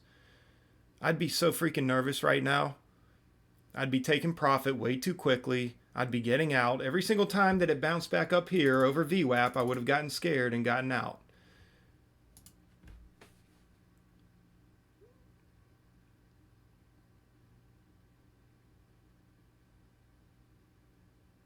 I'm ready for the flush. SPY's continuing to pull.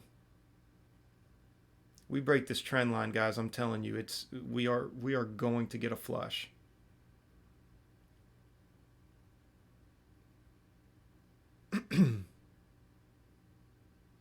VIR is sitting at 28.70.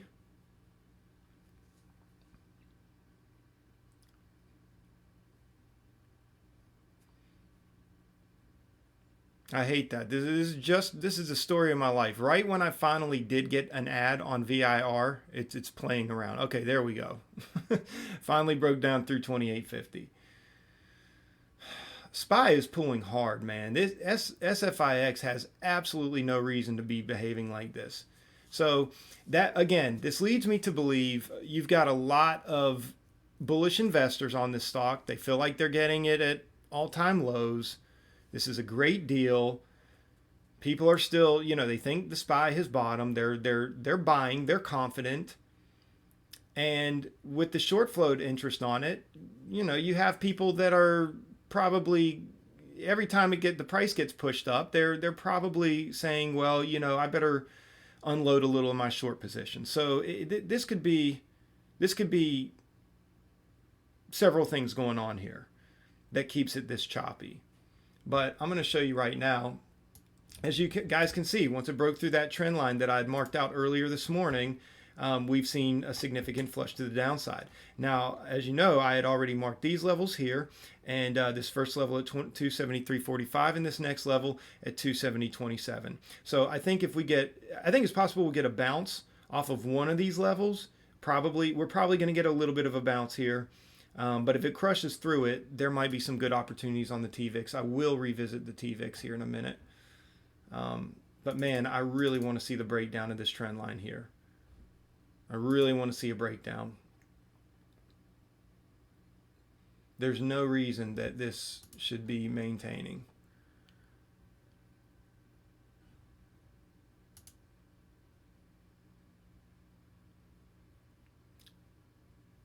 Sagar, I still haven't forgotten about you, man. As soon as some of this stuff starts playing out and I can just kind of relax for a minute, I'm gonna get to everything you were just that whole thing. I'm gonna touch on that.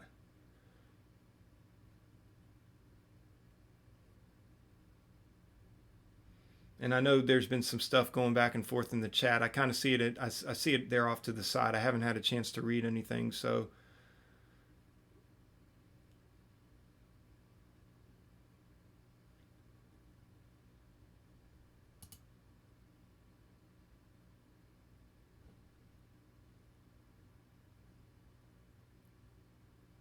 In 3 minutes, we're going to get a close, 15-minute close here, and that'll be big.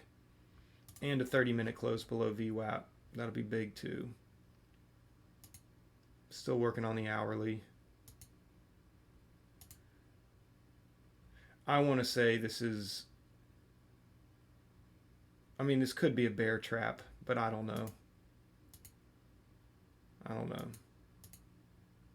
There's a lot to think about with this trade, as we've already discussed.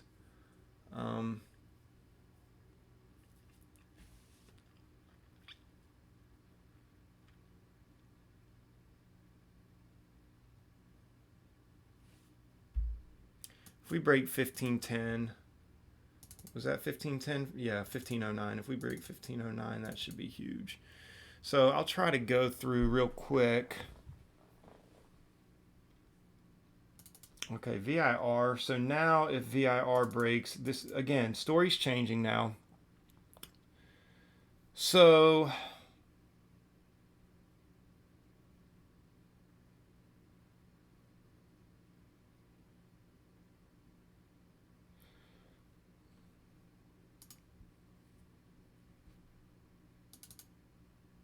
yeah. I'm still gonna keep it. Let's see, 2901.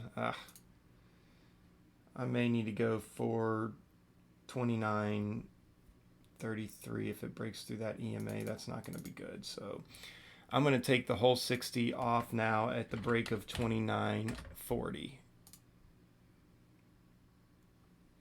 So stop buy 60 shares at 2940. So moving my stop down.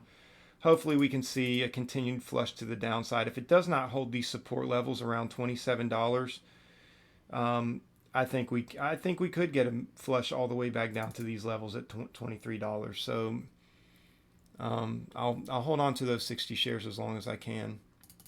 CODX, SFIX, tightening up. Let's break 1509. And then break 15 and then trend line. Man, what a move we could make.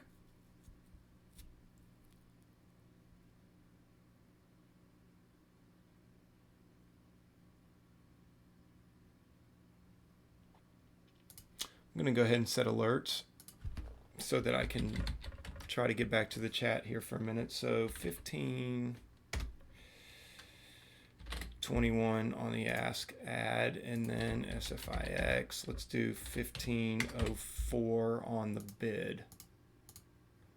And then VIR, let's do 2901 on the ask. And then VIR will do 2780 on the bid. May start taking profit around that level. SFIX, well, that went ahead and went off. Okay.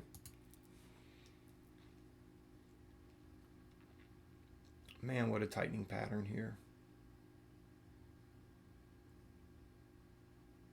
Here, I need to really set the alert for, needs to be at 1525, we'll say, on the ask add. We'll do that instead. So, okay, so where were we at? All right, Notergen says, if you look at Matt's trading style, he never risks above 1%. Hell, I don't think I've ever seen him close to 1%, LOL. Notergen. I mean, is that true? Is that true? Because here's the thing. I don't have a tendency to always think in percentages. I think in percentages sometimes, but so I don't even know. I don't even know the answer to that question.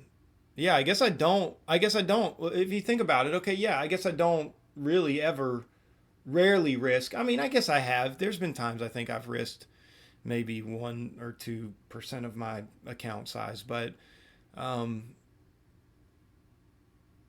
yeah. So that's probably fair to say. Oh, and you had said furthermore, you said honestly, my plan when I reach 25K plus account size is to risk 1 to 2% of your account size per trade. Okay, my stop will determine my share size.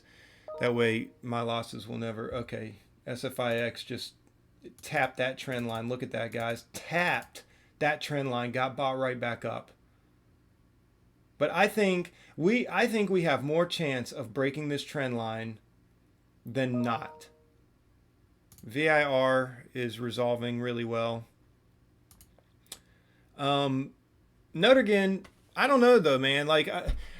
Yeah, I think it's like for me, I don't typically, if I can help it, I don't want my max loss on the day to be any more than 2% of my account.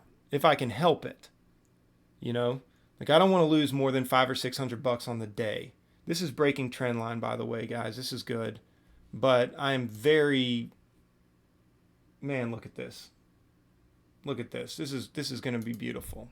But I'll tell you what, I am going to come out at least 100 shares. Let's see. Well, shoot, I'll come out. Well, hold on. Let's see. Let me give it a minute. Let's get it back down to the 80s. Let's come out 100 shares at 14. I need to add some liquidity today, so we'll say 1484. Buy 100 shares at 1484. Did it take? No, not quite.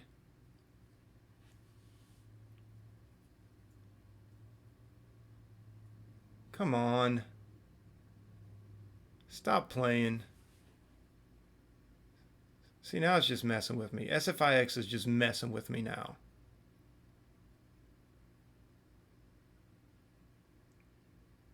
SPY's continuing to pull. This broke trend line. This had a VWAP fake out rejection. I ought to just hold on to the whole dadgum thing. I'm not, you know what? I'm not doing that.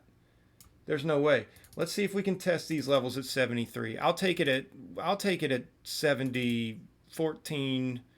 So 300 average at 1527. I'll take it at 1477. The first 100. I'm just going to let this play out. VIR might be time to take some shares off the table. I would be willing to take, let's say, 20 shares off at 27, 27.52. Buy. See if we can get that. There we go. So we got 40 shares left on VIR with a 29.98 average. So let me just figure this out real quick. VIR 29.40 by 60. So I'll keep it at 29. Well, no, 28.66 now is the. And then this would be at 28.99. So I'm going to take the other 40 at, where was that? Where was this again? 29.01. Yeah, I'll take it at, so we'll say 29. I'll come out the other 40. That'll still give me roughly 40 bucks on those last shares. I mean, with slippage, I'll say this, if it goes all the way up there and tests that, because 28.69 is where the EMA is. Again, it still has never broken past that. So I actually might want to, I might want to just take it at, we'll say 28.81. Because with slippage and everything, I should still make the 40 bucks on that last bit. SFIX, I want to see it break through 82 and test 73. I'll even move, shoot, man, let me see. I'll move this down to 75, 1475 by 100 there. Okay, so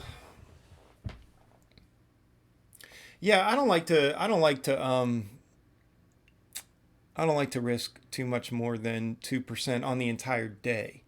So a lot of trades, and really it kind of depends on the share size, because there are some trades that, I mean, if you do get a little ballsy and you go in a little more aggressively, still with a conservative share size, like what would be considered conservative to your account size, and without you, tapping into all this buying power from the broker. I mean, really, yeah, you might let a trade work itself out, to where you might lose $200 or $300. But I typically don't it's very rare that I'll let a trade go against me $500 or $600. I mean, unless I'm just really confident, and usually at that point I'll take a loss. I mean, honestly, or I'll at least come out some of my shares. And so look at this junk, man. Come on, break down through. Look at this, man. Chop fest. This is chop fest. This is just like fake out after fake out. SPY's pulling hard. What are you doing? What are you doing, SFIX? Maybe I ought to start sweet talking SFIX. Maybe I ought to buy SFIX some flowers.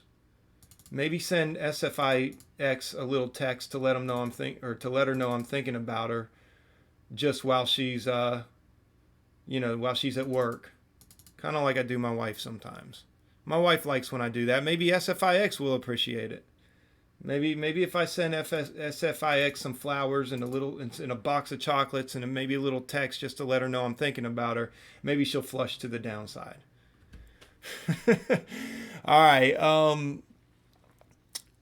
Sauger says, right, Notigan, maybe I can start with around increasing by a few percent. Strangers Consortium, what's up, man? Good to see you in the chat today. I was down a band. Now I'm up 100. You were down a band? No, you're up 100. There might be something I'm missing. You were down, but now you're up. That's what it sounds like you're saying. So, note again, if you're at 25K as an example, 1% would be $250 risk per trade.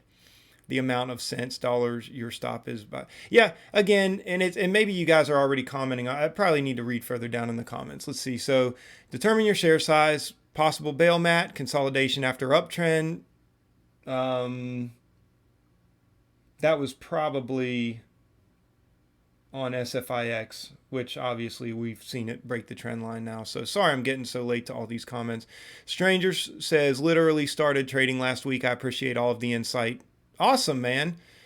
So Strangers Consortium, has this channel been helpful for you? And do you find yourself somewhat exercising some of the conservative style trading strategy? Let me know in the comments here. Um, Notergan says, congrats. Flip says, stranger, welcome. You're one of the lucky few who have found this live stream. Matt has a great track record. It's fun to watch him trade. Thanks, Flip. I'm glad it's fun, man. I'm glad you guys are enjoying this, having a good time. Hopefully we can keep the momentum going with that. Notergan says, right, but you're different, Matt. You trade the chart and usually add to winning trades. You risk usually 0.5% or less per trade before you pull the plug, and that's just assuming you have 25K. I know it's a bit higher than that from conversation. Dark chocolate. Yeah, SFIX likes dark chocolate, maybe with a peanut butter center. Let's see. You're bitter, but still sweet. Band is 100. Thanks. Thanks for the clarification, Sauger. He's assuming. So, Sauger, I still need to get to your question. And so as we begin to see, I feel like I'm able to start relaxing a little bit on some of this. So VIR really hasn't moved much. SFIX is making a good, solid move. I could take profit right now. We're up probably over 500 on the day. I'm really looking for SFIX to break down through 1480. I'm going to take that first 100 at 1475. It's really difficult because it looks like this could curve around. If this doesn't break through these lows here at 79, I really want to see a test of this previous low here at 1473. So, and then Sauger, your question is going to be the question of the day, because I think that's a phenomenal question, and I definitely have some things I want to add to this. I'm getting impatient. I'm almost ready to just take the first 100 shares off right here. I'm getting extremely impatient. Should I wait? What do I do, guys? Band is 1,000. What? You were down 1,000, but now you're up 100. Good job, man. That's what makes that's what makes a good trader right there. Somebody, you can dig yourself out of $1,000 hole, man. But you said you did just start trading last week. So I will say this, and this is just in full transparency. I'm not knocking you, man. But my question is what happened to put you down that much? If you just started trading, what put you down that much? And VIR just got me out, guys. I just got out on VIR. So we ended VIR with $413 on the day. This looks like it could be turning around. So I want to go ahead and start taking profit. So we'll say, let's see if it comes down to 1487.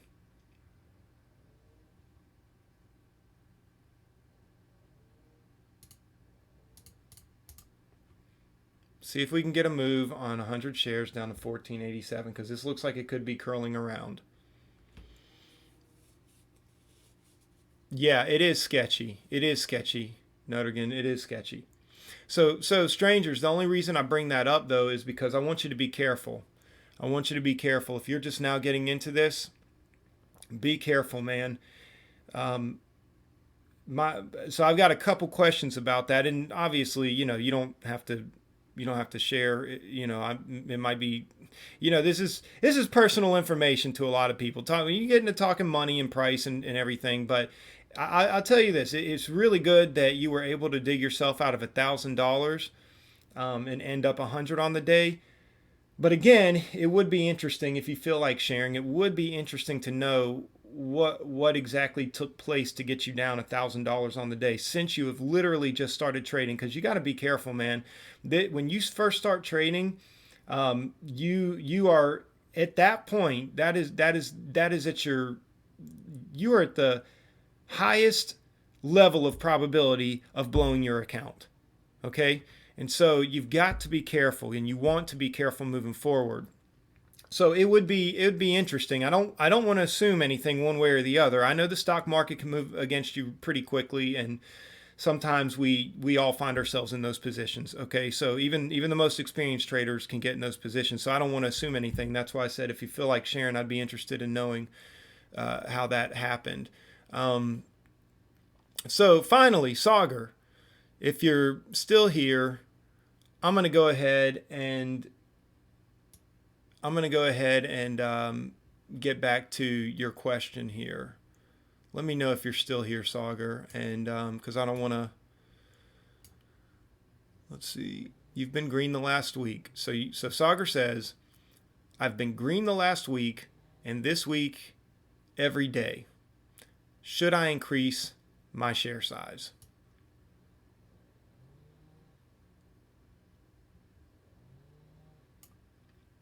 Okay, Sagar, you're here. So yeah, there's definitely a few things to consider there. Now we can go the route of percentage wise, and everybody's had some pretty good input here about the different percentages and whatnot. So this may require, just like I was saying with to Strangers Consortium, this may require a little bit of personal information because I've got a few questions. I've got a few questions. Like what is your account size is one question I have before even talking about percentages, because when you're first starting out and you're just getting back into it, there I would almost risk a little less percentage wise if we were going to go that route. I would almost risk a little less if you had a smaller account. So um,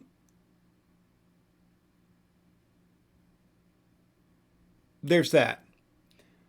The other thing, and I do have answers that can be okay. All right, so he threw it out there. Okay, a little bit over 25K. Okay, so you're obviously in a broker like Lightspeed, I assume, and you've got a little bit of cushion there. If you Here's the thing. So out the gate, I already have just a blanket statement, a blanket answer. And my answer is absolutely not. Absolutely not. Not after 2 weeks. Not after 2 weeks. I think, as a matter of fact, if you go back to the Trader's Mind, I had an episode of the Trader's Mind that was called Account Building Psychology 101. And it was a complete and comprehensive guide for beginner traders, mapping out a solid trading plan, basically. And so in that guide, you'll notice that I'll say, start out with this level and do this for 2 weeks, do this for 2 weeks, do this for 2 weeks. Okay. And then bump it up a little bit. We start out at the plan at making just $50 a day. If you can make $50 a day, roughly end the week, between wins and losses, some days you'll make more, some days you'll make less. Some days you'll be break even, some days you'll be red. But by the end of the week, with five trading days, we'll say one of them was break even, so 4 trading days, you should end up roughly around $200 for that week. Now that's starting with a small account. That's starting with, I think, like $1,000 with Capital Markets Elite Group. So you're already starting out a little bit bigger. I think you could probably, for you, maybe, just trying to make $100 a day or even a couple $100 a day may be reasonable on average. But you'll notice as I got later into the plan, when we started hitting like month 4, maybe month 3, month 4, I can't really remember the exact parameters there, but I basically said, when you get to this level, you need to make this amount of money every single day for every week of the entire month. Don't try to make more, just stick to this because you need to get used to making this. And I think that number was roughly around 250 to 300 a day. So I think that since you're starting out with a bigger account, I think it's more important for you to pick an amount that you're comfortable with and just hit that goal every single day for the next month. Because again, you're starting with a bigger account. Once you get comfortable, I mean, think about this. If you can do this roughly, now again, you're going to have some days where they're red and some days where it's, break even, whatever. But if you can, on average, hit a couple $100 a day every single day for the next month, then from there, man, I would, yeah, maybe start pushing it up a little bit more. Maybe start pushing it up a little bit more. But I would not be too quick at all for anybody just starting out. For anybody just starting out, we've got to build that account. We've got to really build that account, because here's the thing: once you get that steady cushion, once you get like, say you're a little, you said you started with a little over 25K. So maybe you started with 27. Let's just assume you started with 27. Okay, well, dude, it's going to take you maybe, if you can make generally a couple $100 a day, there's typically 22 trading days in the month. Again, some days you'll make more. Some days you'll come out $400. Some days you'll come out negative $400. But on average, we'll just say, let's just make the math easy. Let's say if you can make on average 200 a day for 20 of those days, you're looking at an extra $4,000. So now you've gone from a $27,000 account to a $31,000 account. That's when you start getting a little more ballsy. That's when you start saying, well, you know what? A month ago, I only had $27,000. Now I got 31. Man, I think I'm going to go a little more out on this one. I think I'm going to start risking a little bit more, and you'll be more comfortable with that. So yeah, off of being green every day last week and then a couple of days this week. I mean, because we're technically only on Tuesday. I don't think that's enough. The best traders out there and the traders who really become successful are the ones who exercise patience. We've talked about this before. There's a famous quote there by Warren Buffett, and it's a quote that not as many people know. I mean, he's definitely famous for, like the big quote, be greedy when people are fearful, be fearful when people are greedy. We've heard that one. We've heard a lot of them, but this is one that has spoken to me the most, and I think there's so much wisdom in this. And he said that the stock market is merely a means of transferring wealth from the impatient to the patient. And so a lot of millionaires who are millionaires are not necessarily millionaires because they made a ton of money. They're millionaires because they were wise with their money. They were patient with their money. They let their money work itself out. They let the money work itself out. Okay, they invested it. They slowly watched it grow.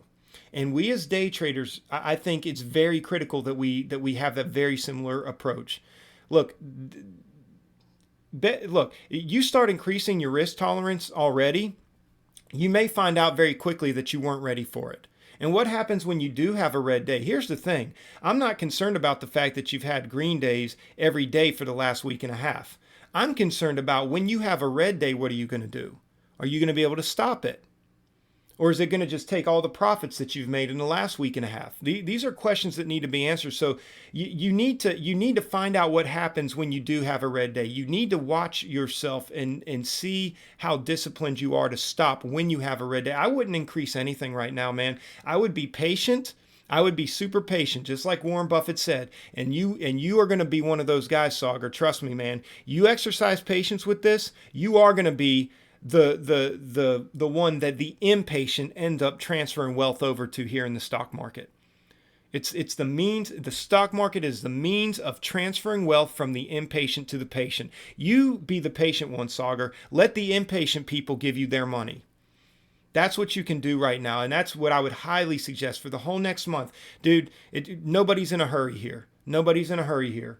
The only thing that you really want to know 1 month from now is, were you profitable over the whole month? First, see if you can be profitable over the whole month, consistently profitable. See if you can build that account. See what happens when you do have the red days. See if you have the discipline to stop trading and walk away. Let's dig through all of that. Let's mull through all of that and let's prove it. Let's prove it. You've probably proven it already in a trading simulator. Now you need to prove it on a live broker platform. Prove it consistently for the next month before even considering upping your risk and your share size. What do you think about that, Sauger? Notigan, I don't know. SFIX might have just gotten the chocolates a little late. SFIX might have gotten the chocolates a little late. And now SFIX realizes that now it's coming down. So I'm going to put this down to like 84. We'll see. Or 85. I'll see if I can get a flush. That's all. The delivery guy was late on getting Sauger the flowers and chocolate. And so Sauger was getting all mad, but then once he got the flowers and chocolate, Sauger was like, okay, I keep wanting to call it a he, not Sauger, SFIX. Sorry. I look at SFIX like it's a he. We got to remember SFIX is a she. Okay, so FSIX is a she. She She's calming down a little. She's coming back down. She's like, okay, I got the chocolates. I got the flowers. Sauger says that's a great explanation and it makes sense. I won't increase it yet then. I'll give myself a few more weeks. That's what's up, man. Dude, you'll be so glad that you did. Trust me. Man, when I first got back into a live broker platform, I mean, I had a lot of tug of war moments in those first couple of weeks. But the more that I just, man, the more that I just exercised patience, the more that I sat on my hands, the more that I just slowly let all of this stuff work out, the more I really, it became a habit. You know, they say it takes doing something like, what, 31, 32, 33 times or whatever for it to become a habit, for it to become ingrained. It really does, man. It becomes easy when you exercise those muscles, those disciplined muscles of, you know, that mental discipline and that emotional control. When you do that over and over and over and over and over and over and over again, and you slowly watch your account grow, even though it's slow, even though it's slower than you'd like it to be. I mean, it almost becomes rewarding. It's almost like somebody who goes to work on a project that takes like a really long time. And if you're like a creative guy like me, I think I've told you guys before, I ran a recording studio out of my home for years, for like 13 years. And I did a lot of audio engineering and music production. People hired me to write music for them and stuff. And so when I would go and embark on a new project, a new songwriting project, I mean, the process was rigorous. There's a lot involved with that. You know, you got to create the music, you got to start writing the lyrics, and that's not even getting into all the technical aspects of actually recording it and then engineering the music, you know, mixing it, mastering, all of that stuff. It's a labor of love, and it's a long process. But man, when you're done and you get to stand back and like look at what you've done, or listen to what you've done, I should say, in this example, it's beautiful. It's beautiful. And you go out and you listen to it in the car on the nice stereo, and you kind of, you know, you really, you know, and then you listen to it through your headphones on your phone as you're, you know, working out at the gym the next day. I mean, you really can step back and just enjoy it, and you really do. You know, so we just got out the first 100 shares there on SFIX. SFIX enjoyed the chocolates. So we now have a 200 average at 1532. So we can let this play out for a little bit here. Or it's like, you know, building a house. You know, how cool would it be to build a house? I've never built a house, but if I were to build a house with my bare hands and really, you know, it would take like a year probably, you know, if I had help and stuff like that. But I can't imagine just standing back and looking at the work that you've done. You need to look at building your day trading business the same way. You're going to slowly do this, and it's going to be boring. There's going to be a lot of days where you're going to have to sit on your hands. You're going to have to watch the market. You're going to miss out on a lot of money-making opportunities. You're going to watch the market move on without you. Look, with my account size, there's guys with my account size that come in here and they're ripping it, man. They're able to make $2,000-$3,000 a day, and I have to sit here every day only making, you know, 4, 5, 6, $700 roughly on average, and I watch all these big moves being made in the markets, and I have to sit here and think to myself, man, if I had only taken double the share size, I mean, I'd have made $1,500 today or whatever, you know. But you know what, dude, I'm fine with it. I'm fine with it. If it takes me, dude, if it takes me a year to get to that place to where I'm able to start making, you know, $1,500 a day, I'm fine with it, because I'm building a business, and I'm already starting to enjoy and appreciate the fruits of my labor. And when you just do this constantly, time and time again, over and over the course of the next several months, you're going to really enjoy watching your account grow. And you're going to know that account growth wasn't from you just gambling and throwing the dice at the market every day, just throwing in big share size to try to be the next day trading rock star. Like, you're going to know that it was a labor of love built out of sensible, solid trading with a lot of exercise discipline. Like you will have completed this job with just, I think, a much stronger sense of accomplishment. So I don't know. I hope that's an encouragement. Coming back up in the comments, Notergan's adventure just starting out. You probably shouldn't YOLO to profit. Yeah. So Strangers Consortiums, if you're still here, he says I was buying thousands of shares. It felt like I couldn't lose. Hindsight is 2020. Going back to Notergen's advice and watching this channel, I started trading conservatively. Yeah, yeah. So, well, I appreciate you being willing to share that, strangers. Yeah, you have to be careful, man. And hopefully you've been here listening to everything that I've said to Sauger, because everything I just said to Sauger applies directly to you. So if you're still here, Strangers Consortium, I hope that a lot of that information that I gave him, you know, I hope that helps you as well. Don't blow your account, man.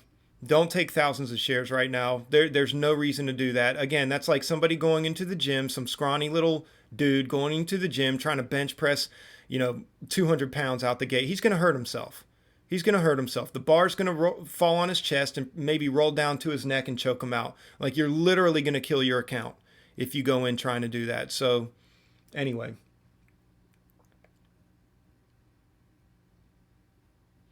Guys, I'm really gonna try to let this trade run.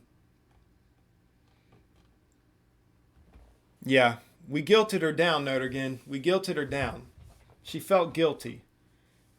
She's like, oh, um, my husband does think about me while I'm working. He does love me. Okay, okay. I'll start tanking. Just for you, though. Nobody else. I'm just doing this for you. Oh my goodness, man. Let's get a flush, SFIX. Let's get a flush. Notergen's Adventure says I jogged 12 miles once just to see what my breaking point was. I got bored and stopped 4 hours later. I couldn't even walk. Well, I'm actually a pretty avid runner, Notergen. And now granted, I go in and out of seasons of running, but I do like to run. I've got a really nice neighborhood that I can run in. There's sidewalks that go for miles, and a lot of times I'll get out and I won't run 12 miles. I can honestly say I've never run. So I guess I'm not really a super avid runner. I've never run like a marathon. I've done a lot of like 5Ks and stuff, which is like, I don't know, like 3.2 miles or whatever. So I've done a lot of 5Ks around town, and on the average day that I get out running, I'll usually typically run a couple miles. But I'll tell you what, there was a time in my life where I was not running that much, and I went and just ran a 5K, and I probably hadn't even run in like a year at this point, maybe even 2 years at this point. And I went out and I ran a 5K, and my legs were so freaking sore I could barely even walk. I kid you not. Like, I'm not even exaggerating. I could barely walk. I could barely walk. As a matter of fact, a buddy of mine had a wedding that week, or that weekend. So I did this 5K on a Saturday morning. He actually had a Sunday wedding, so the rehearsal and everything was on Saturday evening. So Saturday morning, I go and I run this 5K. By the time I got to the rehearsal that afternoon, it was around 4 o'clock in that afternoon, I could barely even walk. Like, people were looking at me like, what's your problem, dude? Like, what are you doing? And I just had to explain, like, man, I just ran a 5K today and my legs hate me right now. Like, I just destroyed my legs basically because my legs just weren't ready for it. I didn't work up to it. I didn't prepare for it. So that's another way to apply that information. I mean, we could all want to go be a runner, but like, if you get out there and you start thinking you're going to run, miles and miles on end, you're going to find out real quick your body's not ready for it. You need to work up to that point. But yeah, dude, it was ridiculous, man. I even went to bed that night and just thinking, I just need a good night's rest. This will be better, the next day. But even the next day, like, I remember waking up in the middle of the night having to use the bathroom, and I I got out of bed and literally fell on my floor. I'm serious. Like, I kid you not. It was definitely an experience I'll never forget. But now I run pretty regularly now, so the odds of that happening are, now maybe if I tried to run a half marathon like you did, That's legit, though. That's legit, Notigan. That's legit, man. 12 miles. All right, SFIX. Are you going to work out? I'm almost ready to just add another 200 shares, but it's having a really hard time just breaking through these levels, and it's really not if you think about it. Look at this. I mean, it's really not. So, I mean, this could pop all the way back up here again, and then it's just kind of like, well, whatever. But I am tempted to add. And I feel like if this finds support and starts moving back up, I'll take another 100 shares off the table, and I'll wait for the move up, and then I'll add. But this has got to break 70.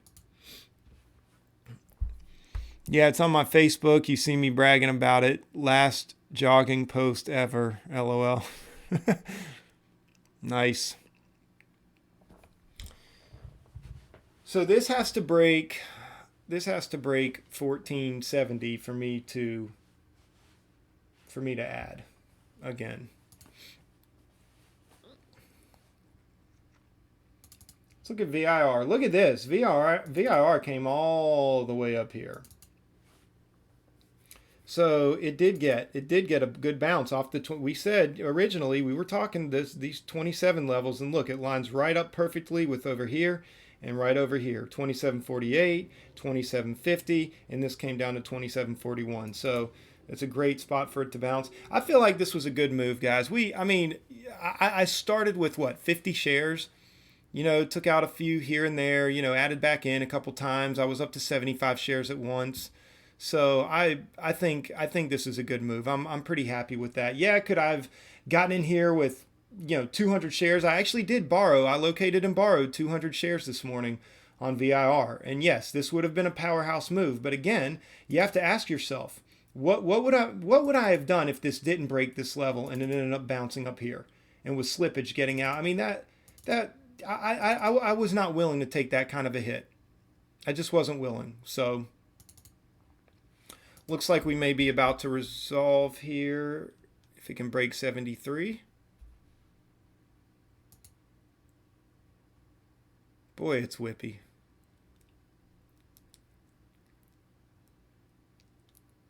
Man, it's just playing around at these levels. Tapped it, but it's playing around. Now look at SPY, guys. Look at this. These levels.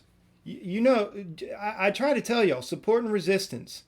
Support and resistance is where you go. I marked these levels before the market opened today. And look, it tapped right down on this one, came up, rejected off the EMA, came down and broke through it, and then had a flush all the way down where? To this other line that I had marked. When? Pre-market.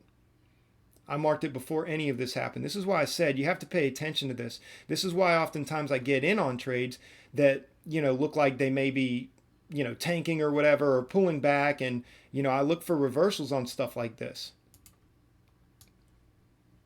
And now we're going to look for, either SPY's going to be able to maintain on that critical level there, or it's going to break through it and start making its way down to cracking the lows there. So, and I think I just missed my opportunity to add to SFX. Yep.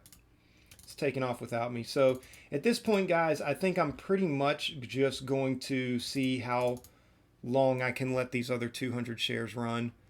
I would really love to see a break of the 1450 levels, and I might even be willing to go ahead and get out on some of my shares at, let's see, 1532. So I would take 100 maybe at 1442, because right here, so we got 1428 here, but there's another significant level here, which is where there was a lot of consolidation here at the 1440. So I could see if it broke down past 1450, I could see it rushing down and testing 1440 and then maybe coming back for a little while. Now it also, again, depends on what the SPY does today. I think I'm going to continue watching that. That's going to be significant. But I would be willing to take off 100 shares at 1442. So I'll put an order there, and hopefully we'll get that. If we start getting too much of a pullback, I'll go ahead and come out 100 shares, we'll say, at the break of the EMA. So 91 in that 5-minute candle, 1491. So this comes over 1491. I'll get out, and really I'll just get out at 1490. No, I'll make it 91 because it could tap 90. So buy, stop 100 there. So kind of got, you're surrounded. You're surrounded, SFIX. Just surrender now. You're surrounded. If you come up here, I win. If you go down there, I win. So obviously I'll hold on. If it does come up here and tap me out at 1491, I'll hold on to the last 100 shares and then probably move this stop for anticipation of it maybe testing the low of day here at 1428. Strangers Consortium says it's a penny stock, but is ZN a good stock to buy? I mean, honestly, I don't know. I have no idea. I don't know about ZN at all. It's a previous runner. It's run a couple times, but man, look at it. Went from like June all the way to January without running. It's a long time. You'd be holding on to it for a long time probably. But honestly, Zion Oil, I know nothing about it. I know absolutely nothing about it. And I'm probably not the guy to talk too much about investment type advice or swing trading. I mean, I stick to day trading full time, man. I don't really have too much of the 411, too much good information on stuff like that. Oil's getting crushed now. Yeah, it is. It is getting crushed. That's definitely something you want to consider, something you want to think about.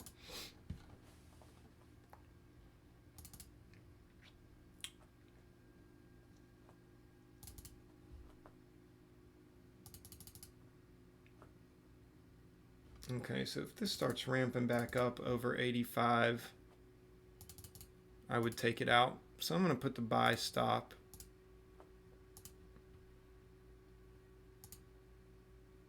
Stop buy at 1486.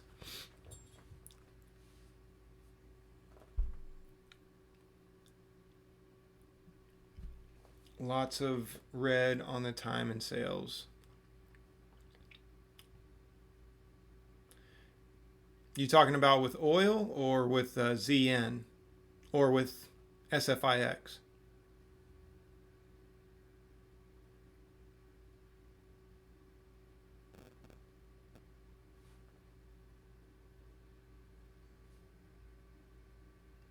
Guys, we may be about to secure another little bit of profit here on SFIX if it comes above 1486. I've got an order to get out there. SPY is pushing up to VWAP on the 5-minute.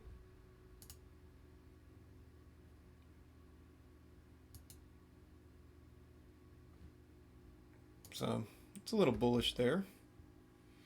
Over the last 5 days, total order volume favors the downside on ZM. Ooh, good look, Notergen. Good look. I didn't even think about that. This is why I love having you guys in the chat. I don't know everything, guys. I really don't. I know you got a lot of day trading channels out there, and everybody's trying to know everything, like the people leading the channels, and you know, sometimes you just got to admit you don't know everything. I need help. I need help. I know a lot. And I'm willing to share it. And I have confidence in my strategy. It's a tested and proven strategy. But there's still a lot out there that I don't know. And so it's good to have people in here. And there's stuff that I miss, you know, even stuff like that, like what Notergen just pointed out. I mean, there's stuff that I miss. I don't even think about. It's good to have a lot of opinions and a lot of other eyes on the market. People who also can break it down and analyze it and share some pretty solid opinions on it. So for day trading, ZN doesn't have a clear daily pattern. Very true.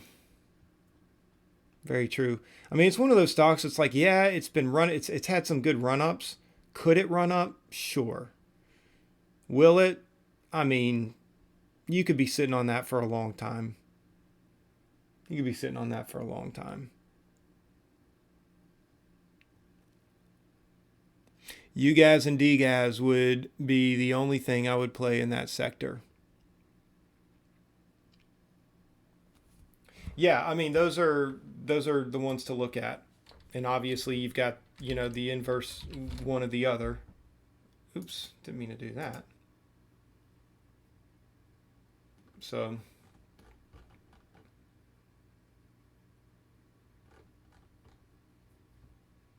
you got UGAS, and then you can see here it's pretty much the inverse. So UGAS would be the one in my opinion to trade, just because you don't have to buy. You don't have to locate shorts, but probably going to stay away from it today. VIR looks like it could be curling around. Now this could be a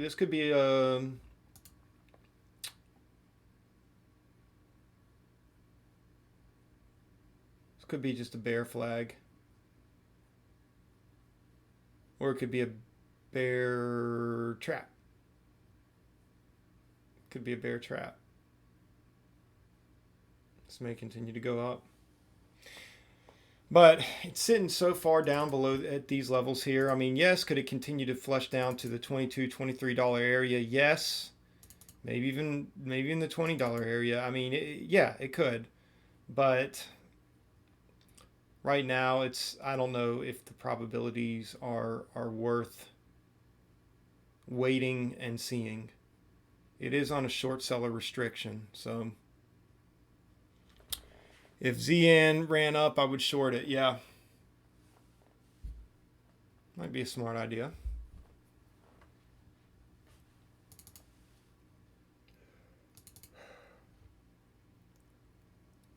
This might be worth.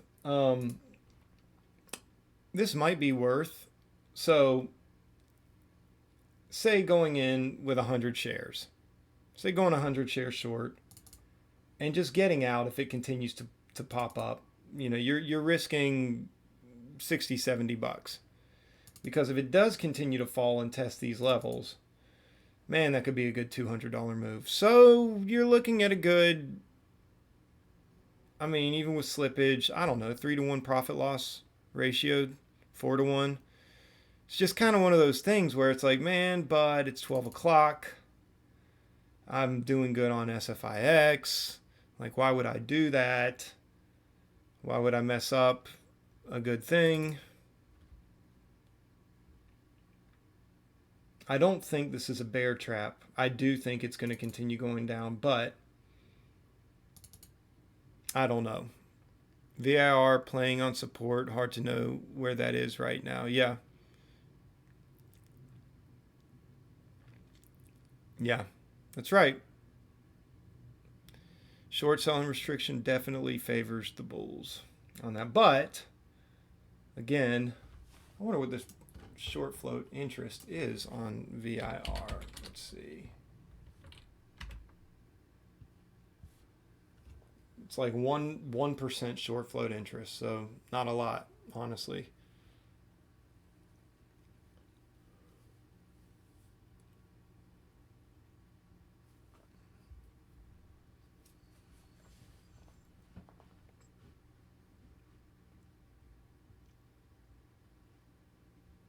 All right, let's visit Codex here for a minute.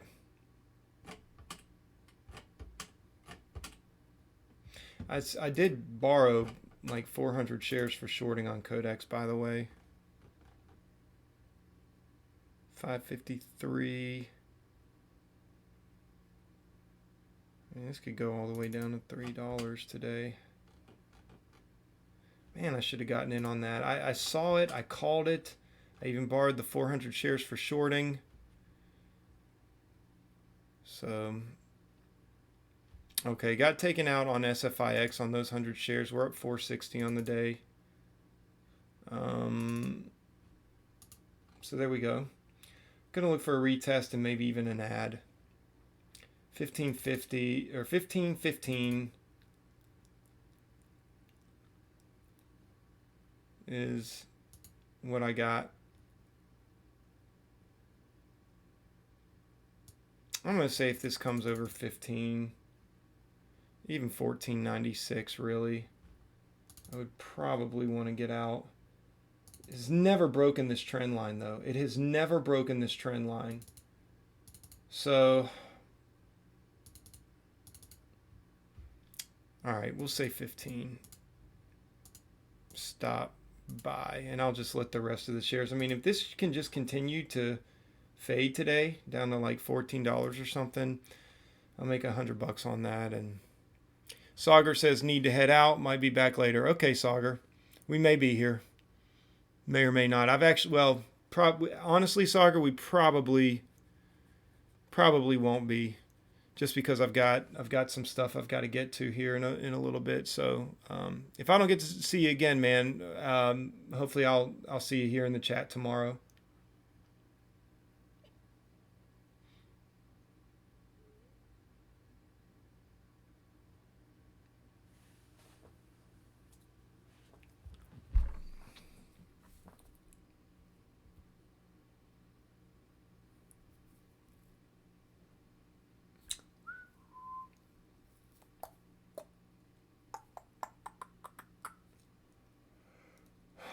SPY looks like it's getting a reverse off the VWAP. This might be a good entry for the TVIX, which is actually getting a reverse off the VWAP to the upside.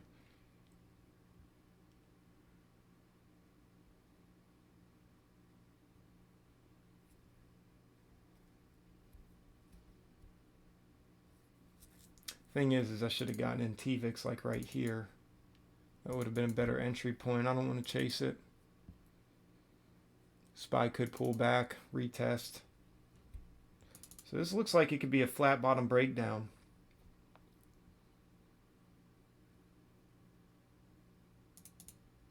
So I could get 50 shares here and then just come out, you know, with roughly, well, let's see here. Let's see here on the 15-minute, 29.70. I could risk $50. $50 to make 100. Especially, I mean, especially if we got the breakdown of 27.43.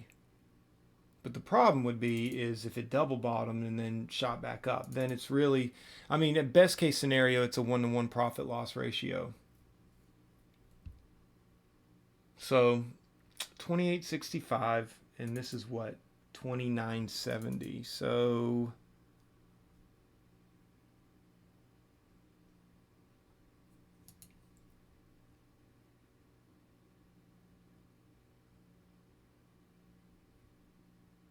very light volume.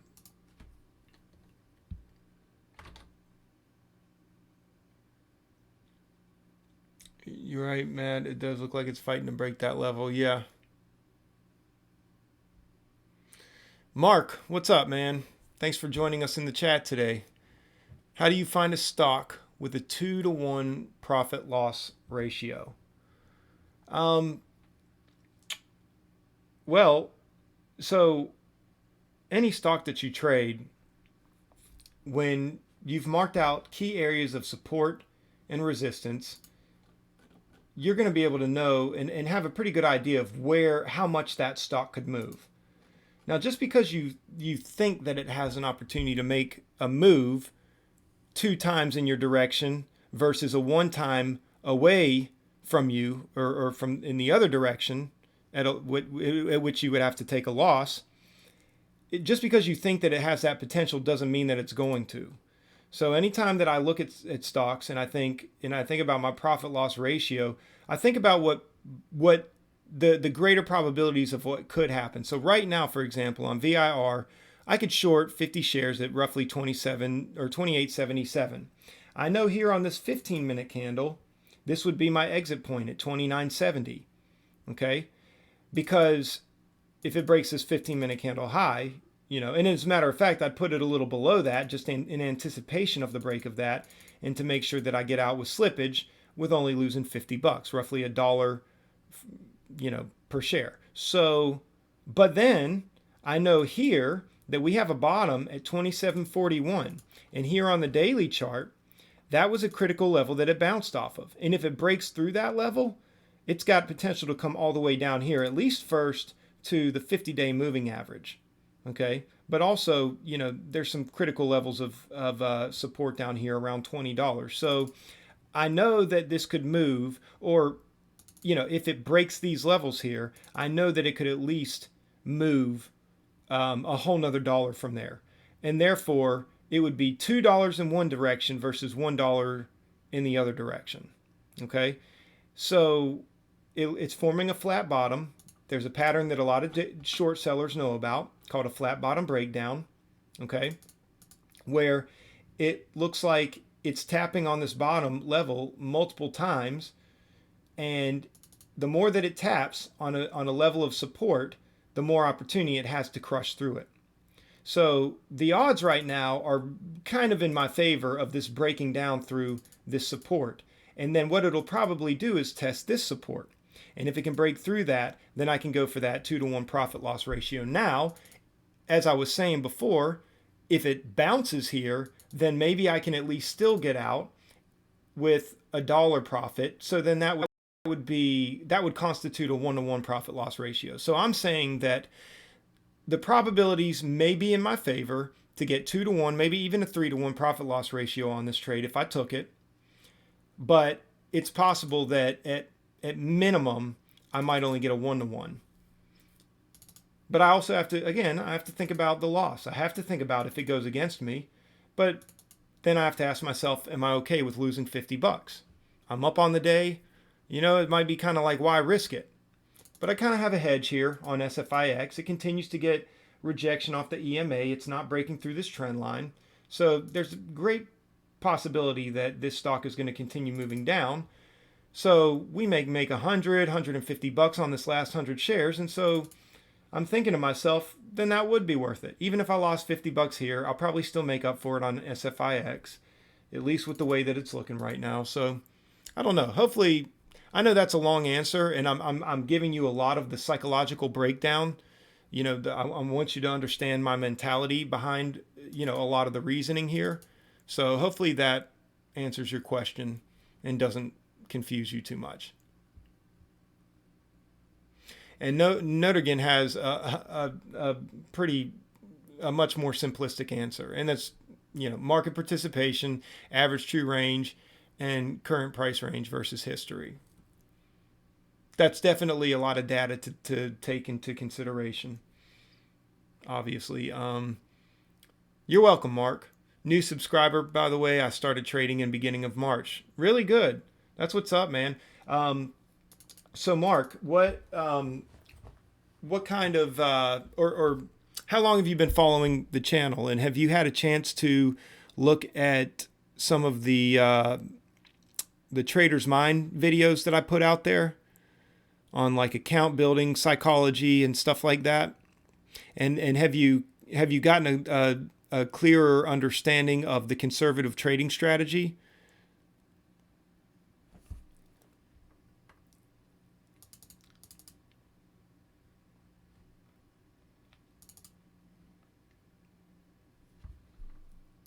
All right, guys.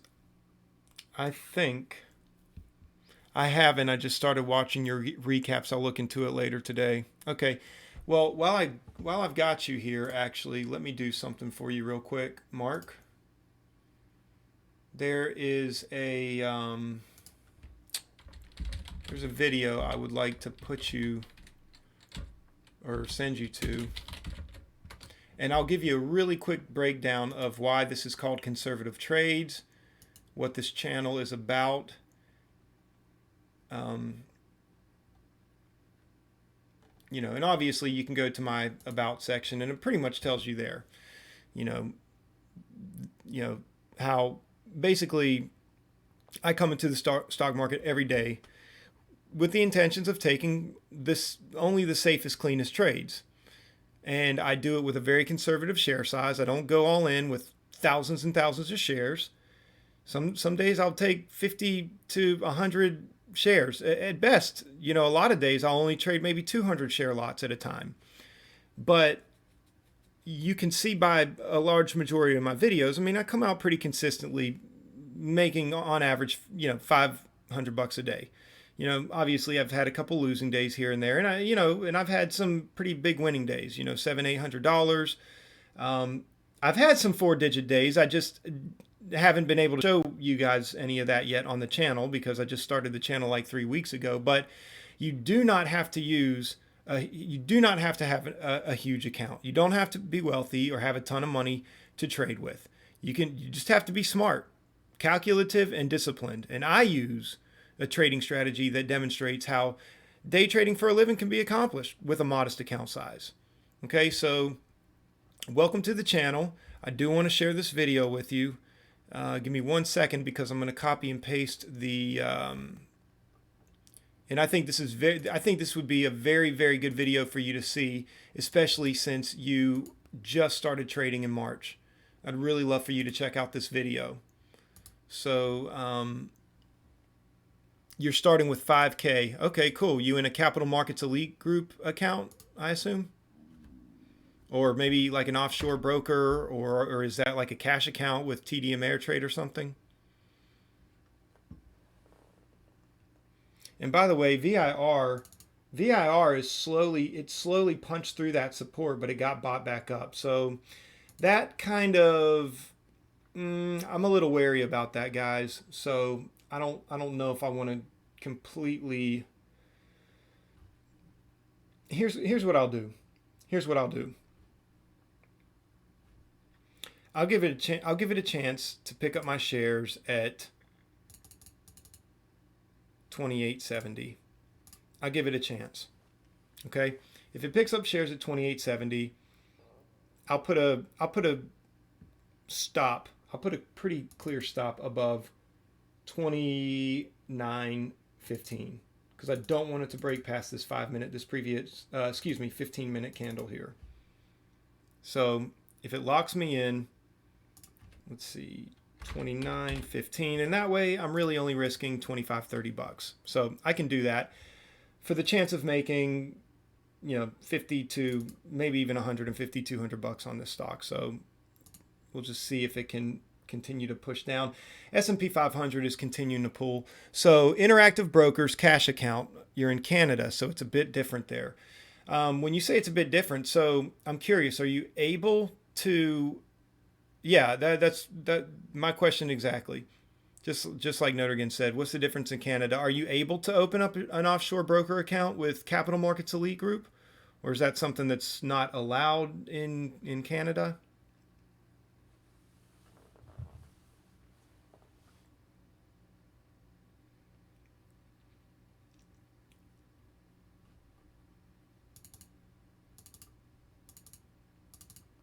$29.15.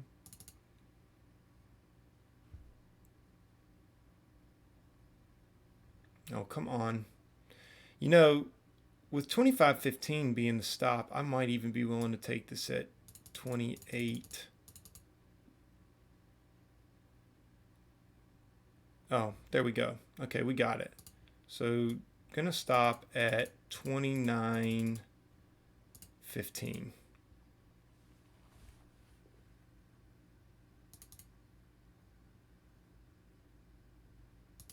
Yeah. Buy stop at 29.15. Okay, so let's see if VIR can work its way down. Let's see if we can make a little bit more money off of that. So flip-flop, there's no pattern day trading rule in Canada. Oh, got you. Okay, and Mark says it's essentially the same thing. We just don't have a PDT. Oh, okay. Okay, what's the buying? Let's see, and TD still has fees. So let's see. I don't think PDT applies in Canada, but cash account. Yep. Still have to wait for it to clear before you can use the funds again, right? Yeah, I don't have. Oh, you don't have to wait for your cash to be settled. Nice. Okay, so, all right. So, Mark, couple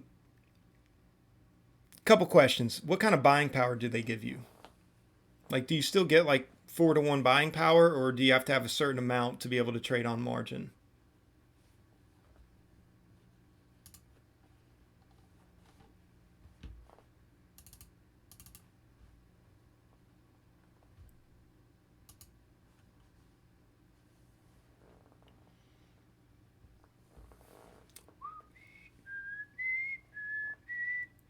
You're using cash accounts, so you're not too sure how it goes. Okay. Oh, okay. Okay. Sorry. Duh. My bad. Okay. So dumb question from me, but that's okay. Hey, there are no dumb questions here. Let's see. This is what happens when, again, Mark, you'll come to find out very quickly. I have a very hard time doing two things at once around here. I really do. Like when I'm focused on trade, sometimes I don't always give the best answers or even ask the best questions. Let's see. So okay, so you're slowly building it up. Well, I think you also have to be 21 to trade margin with interactive. Oh, okay. All my Canadian accounts are different. 4-to-1 is normal, but Mark, you cannot short in a cash account. Okay. And I'll tell you what, this is a short biased. I am a short biased trader, but not always. You can't short or use options. Mark, have you considered opening up an account with Capital Markets Elite Group? You know, you get 6-to-1 buying power with that kind of cash, and you'd have $30,000 in buying power available to you. You would be able to short. Now, I don't recommend you tapping into that kind of buying power. Me personally, I would never tap into 90% of my buying power or 100% of my buying power. But you would be able to short, and you could tap into some of that buying power. And by the way, did you get the link that I posted above? I'm going to post it again just in case you didn't. This is the link right here, Mark. By the way, watch this video. Watch this video.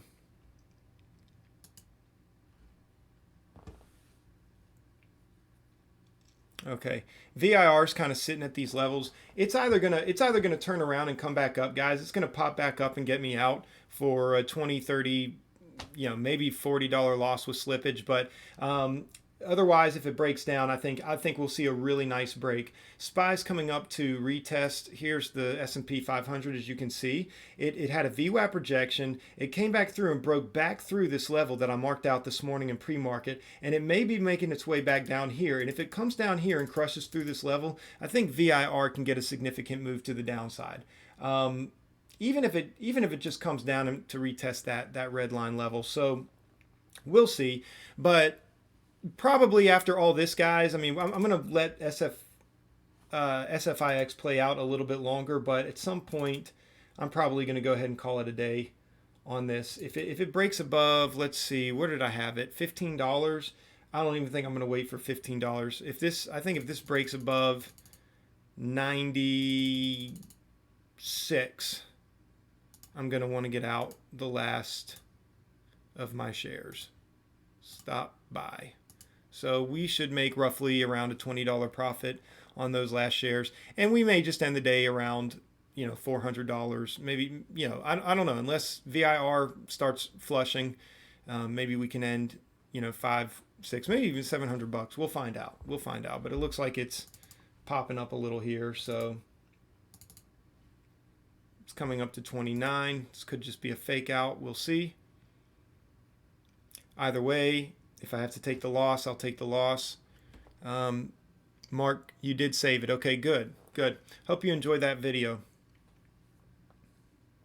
I think it'll be very, very helpful to you, especially since you're kind of in the beginning phases of building an account. And it's a very reasonable, very responsible, very rational approach to account building in the day trading community. And I think it'll help rid that mindset that, you've got to trade with huge share size and you've got to, be the next awesome day trading guru out there who made millions of dollars and everybody loves on Wall Street. Like you don't, like you can get there. I think. Even with my strategy that I'm trading, I'm wanting to obviously grow the account and over time, hopefully build wealth with it. But I'm not in a hurry. I'm not in a hurry. The market's not going anywhere. So, guys, this may be curling back around. So, anyway, what I'd really like to see though is a flush to the downside. So, am I going to take the loss, or is it going to just get slammed back down? Was this a fake out? We're right here at 29.13, so going to give it time to play out, but would love to see it get slammed back down and break through these levels here.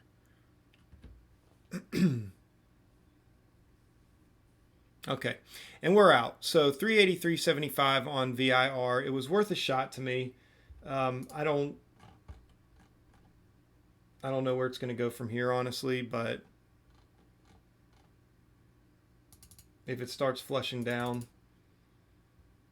then that'll just be the story of my life. So it is what it is. It is what it is. Let's see. AMD. Let's look at INO. It's not really much there. Tesla. It's not too much there.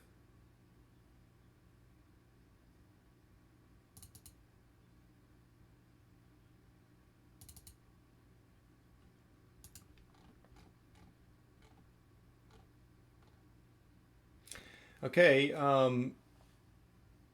this is where SFIX needs to break. It has respected this trend line perfectly. Okay, so if it pops up, I think I will go ahead and take the shares out at stop. Let's see.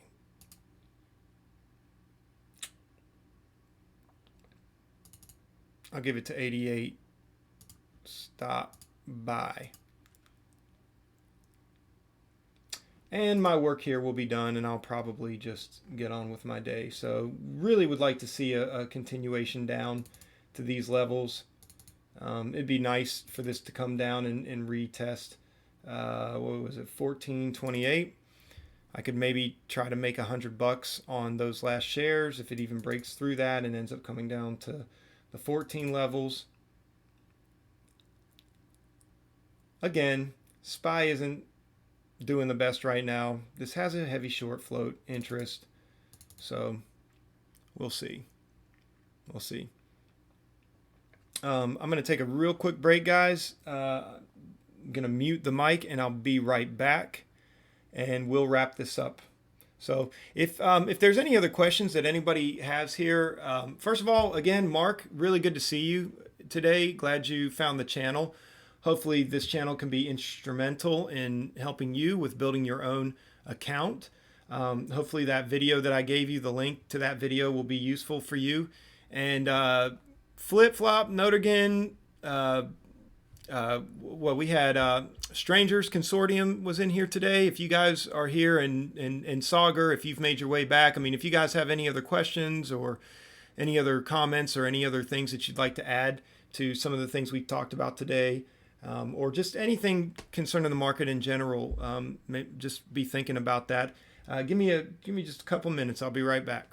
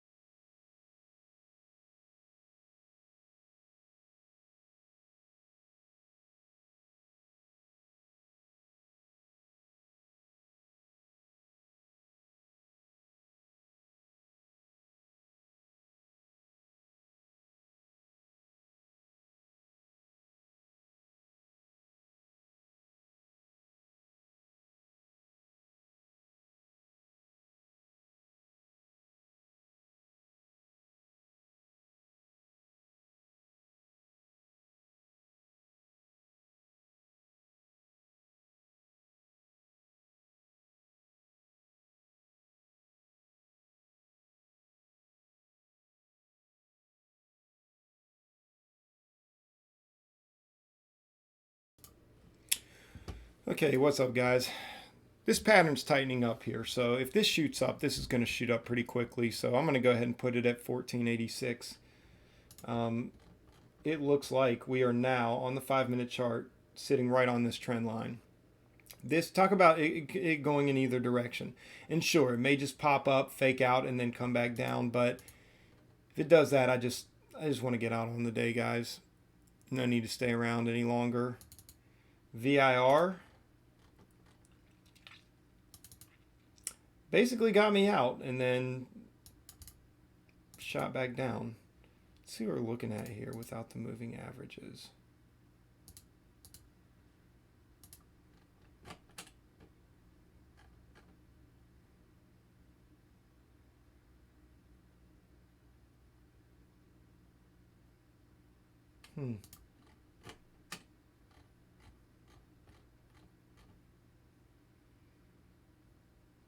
It's very interesting.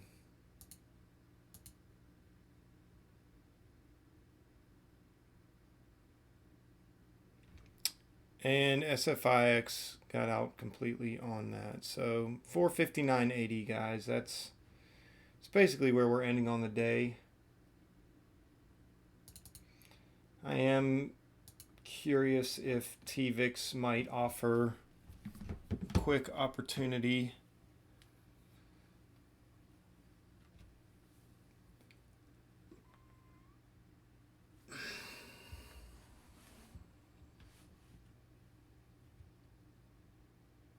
Good win for the day. Thanks, Noter. Appreciate it, man. Yeah, I'm pretty good with that. I'm pretty good with the win on the day. SPY is still weak.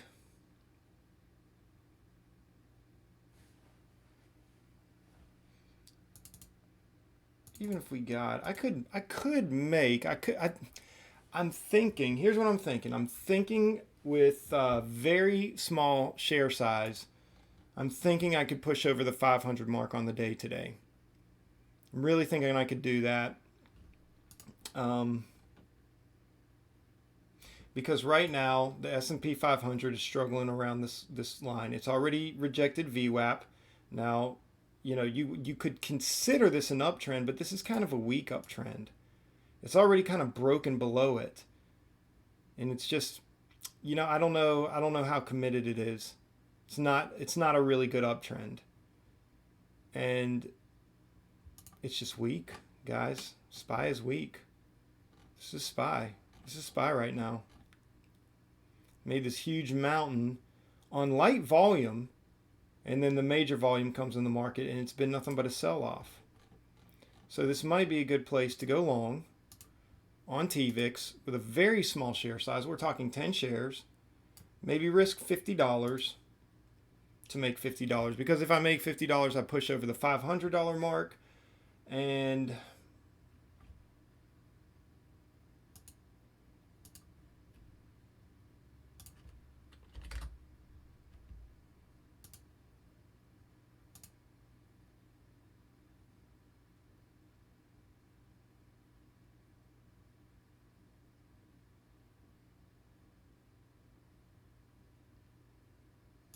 okay. All right, I'm going to go in with 10 shares on TVIX here.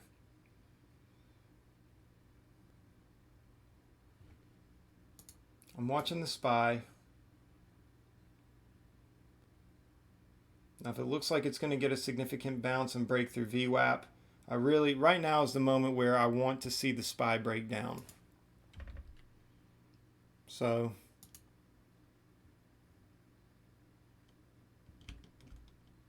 SPY looks like it's breaking a little. But it's holding. Oops.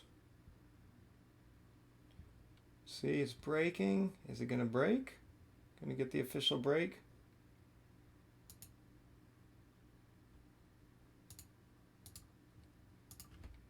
See if we can get 5 out here on 40.15. So we're going to go ahead and secure $11 there. SPY's SPY's giving a little issue or a little problem here. And I'm just going to see if I can let that other 5 go, like maybe all the way up to 250s area. See if we can let it go. We're at 470 right now. We only really need it to move another $30 just to get that, you know. And if it comes against me, then I'll get out. I'll get out. But right now, I'm watching SPY right now. What we want to see, let's not even look at the TVIX chart. We want to see SPY continue to break down. So we just closed the 5-minute below these moving averages. And I told you, there's no genuine trend line here. There really is no genuine trend line. But it would be good to see it just crack down through here and then break through these levels. I think we would get that extra, easily get that extra 30 bucks. I think we'd easily get over the $500 mark on the day. So it's kind of what I'm shooting for. But if SPY looks like it's going to reject off of this, even though, in my opinion, this is not a very well-respected trend line, if it starts pushing up past this, I'll just get out the rest here, and then we'll just take the 470 on the day or whatever. Or I might even lose a little. Hopefully I'll still be able to get out with still, 450-ish on the day. Let's look at the 1 minute, the 2 minute.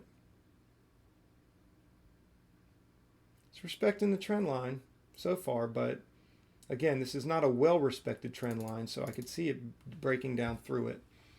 Okay, and we are, it's breaking down but getting bought up. It's breaking down but getting bought up. There it is. Still getting bought up. So give it a minute here.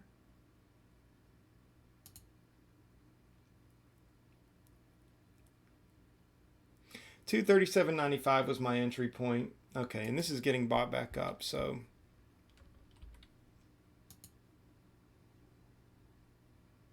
but can it maintain?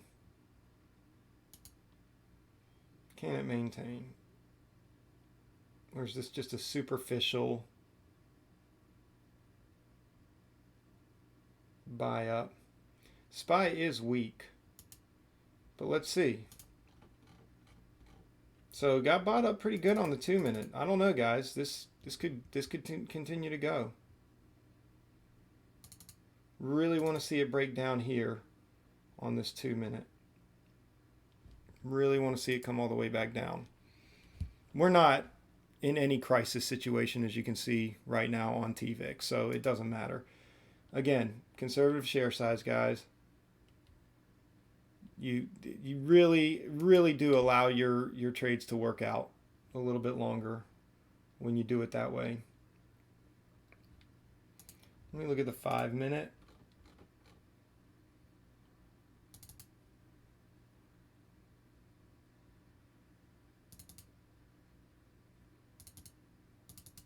Okay.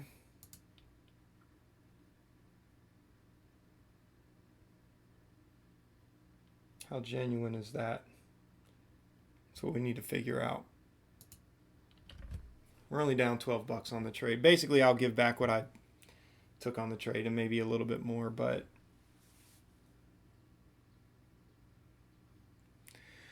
I don't like that 5 minute wedge. Yeah. Yeah.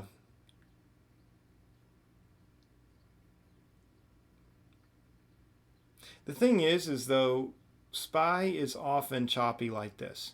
It's often choppy like this before it makes, and it makes these like superficial moves that look like they're going to be, powerhouse moves. And it is. I get it. Like it's running up there. It's, it's trying to hit VWAP, but I don't know. From watching the SPY these last several days, it has not necessarily been the most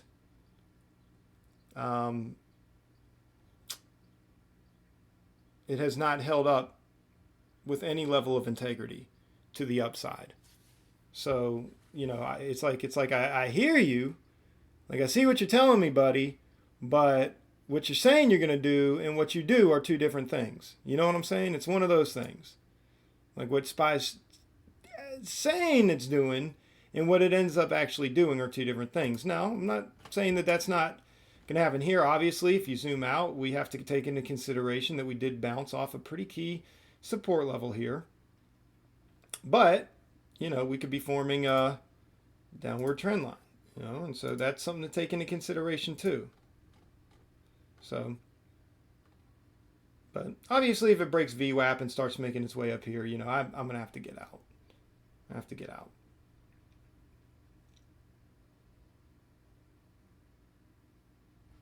So I won't want to, but I'll do it. I won't want to, but I'll do it.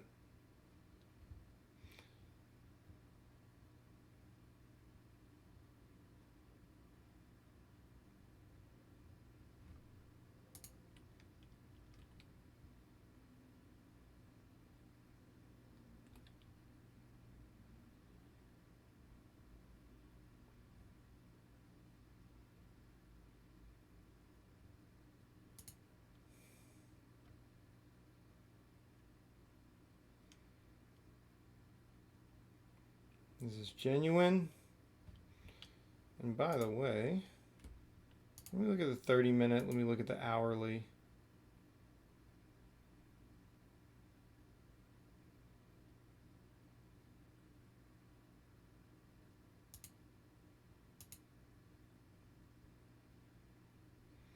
Yeah, could be rejection, guys. Could be just another VWAP rejection and a come down. I mean, this is a very critical level here, so I would expect for it to test this again. But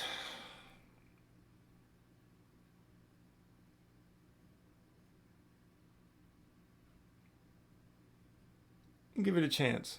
Give it a chance to play out. Yeah, you can see many things, even a head and shoulders almost. It has a lot going against it. Yeah, it does. It does. I mean, and even if I have to admit that I'm wrong, you have to get out of the trade. It still may end up rolling over. I mean, it may come all the way back up to this to test, this level again before rolling over. So, but I still just, in general, I see the SPY as being fairly weak right now. So we have another little trend line that we are working with. SFIX came all the way back up. I'm glad I got out.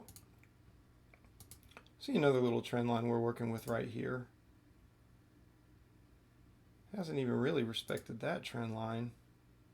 Lots of superficial trend lines here, so. But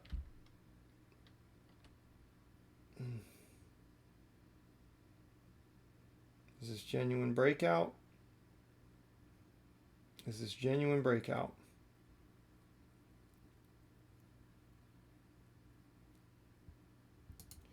I want to see genuine, strong breakout above that VWAP before coming out.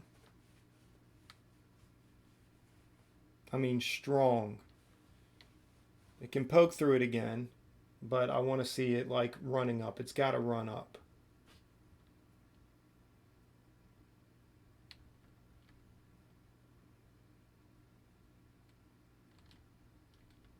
Okay. It's wanting to push through.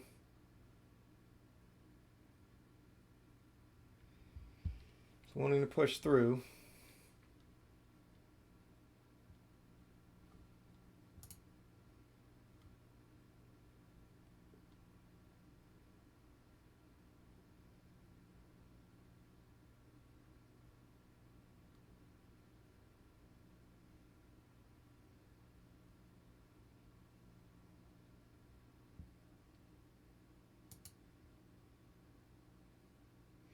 Fear starting to increase. TVIX tracks with the VIX. The sentiment is multiple rejection off the S&P 500. So see if we can let this work out. See if we can start pushing to the downside here.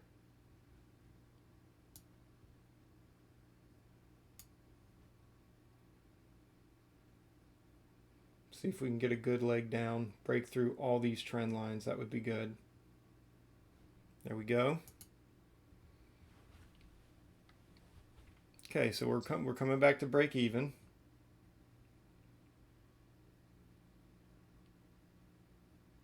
It's probably going to be a little back and forth action around here. Again, as long as it doesn't have some powerhouse move above the VWAP, I'm going to stay pretty committed at this point. I'm going to stay pretty committed to my TVIX trade. And I will still look for the TVIX to get up to like the 250s area on this last 5 shares if we can do that. But again, SPY has to show some promise to the downside. I really would love to see a retest of these areas. And I would love to see, I want really good solid divergence between TVIX and the SPY. I don't want it to be like this wavering, like somewhat divergent, but not really. We've broken through 2 critical trend lines there. These are just small trend lines, but, and as a matter of fact, I'm going to remove this one because people could be looking at this right here. They could be looking at this. So we do want to see a flush. But again, we may have to see a little back and forth action before that happens. Let's look at the 2 minute. 2 minutes breaking through major moving averages. 5 minutes holding. We've got 4 minutes left in this 5 minute. So we may get another thrust up.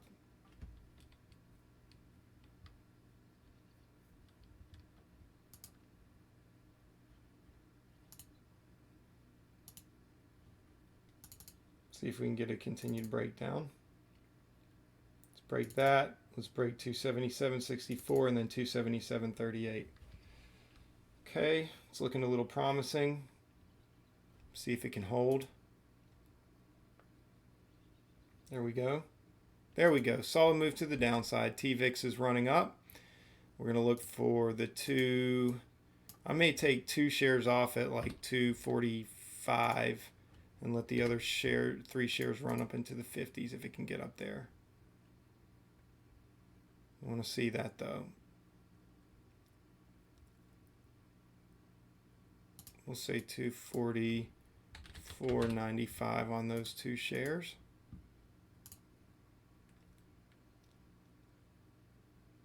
Come on, let's get continued momentum to the downside. Nope.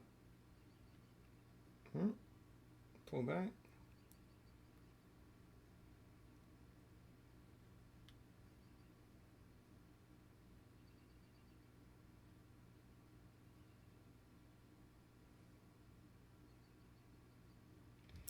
Okay, it's having a little hard time. It's struggling a little, but there we go. Okay, good. So 244.95. Come on, push heavily.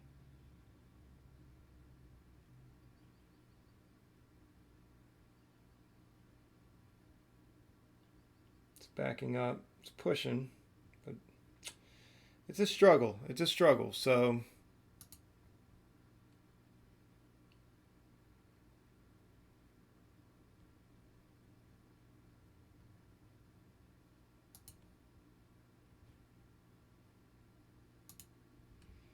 okay.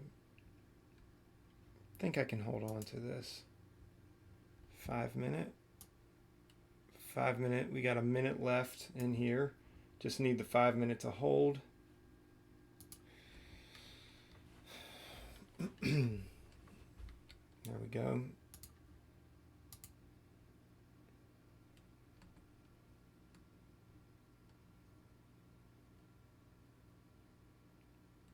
Come on, 5 minute.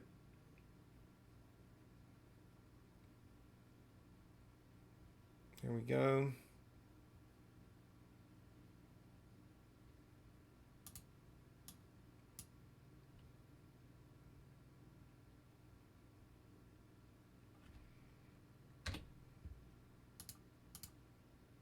I'm going to sell at 245.95, 2 shares.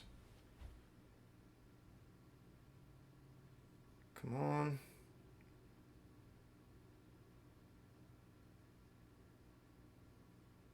If it can get up there. Ah, it's fighting it. It's fighting it. Oh, man. but this could be a quick resolution. We got 5 seconds left on the 5 minute. Come on. Come on. There you go. There you go. There should be a rundown here. Should get a rundown. We should get a test of these levels. Test of down here to 275. I'm going to hold on to these 5 shares as long as I can, guys. I'm trying to get over 500 today, so that's kind of the goal. We'll see if we can make it happen. We need to break 276.97.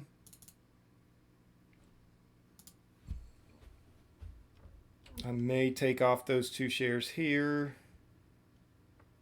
if it looks like there's going to be some kind of a bounce. Come on, let's get a good strong divergence here, guys. There it is. There it is. Run up to 245. Can we get up to 245? It's pulling back a little. Almost going to take it right here if it doesn't.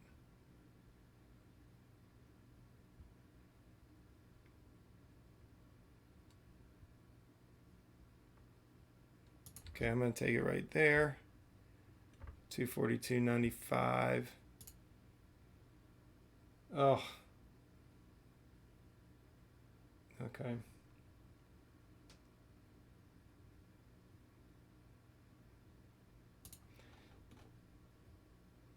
SPY is pushing.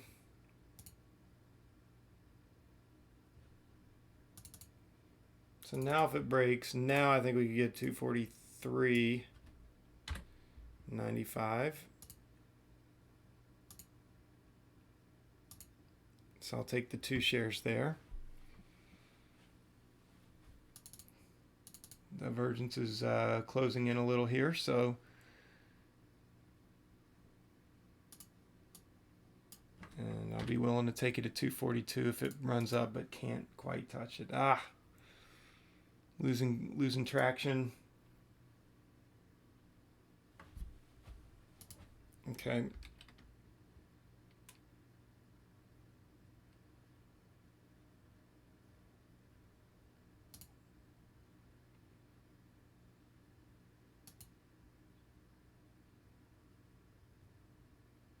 Flush it back down. Let that be a false break on all that. Okay. Oops.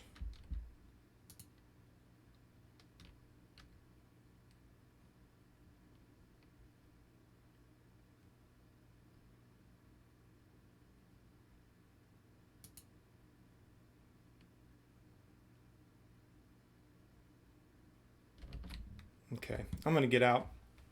I don't know what's happening here. I don't know why, if it's being bought up. If there's some kind of news that hit, that's unusual. That's very unusual. Big buy volume there. Okay, so we're not going to crack 500 today, guys, and that's okay.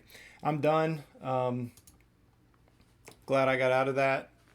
SPY is just getting bought up like crazy. And I don't know, again, I don't know if this is just short sellers covering their positions. I don't know if this is an artificial breakup, but okay, guys. Well, it's 1 o'clock Eastern Standard Time here, and made an extra $16 on the day with TVIX. Probably just paid for some commissions, and so honestly, probably ending the day right at about $450 profit after fees and commissions.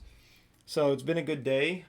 Gotta pretty much just move on from here though and get some other things done. Hopefully you guys enjoyed the chat and enjoyed the live stream and learned a little bit more today. So I appreciate you guys joining me. It was nice meeting some of you newer subscribers today. And yeah, good positive day. Good positive day. Flip flop. See you in the morning. Good job. Thanks for sharing. Yeah, appreciate you, man. Appreciate all you guys, and thanks again for just being here today and commenting on the channel and helping even answer some of the questions that were coming through. Um, yeah, tomorrow's another day. Hopefully we'll be able to.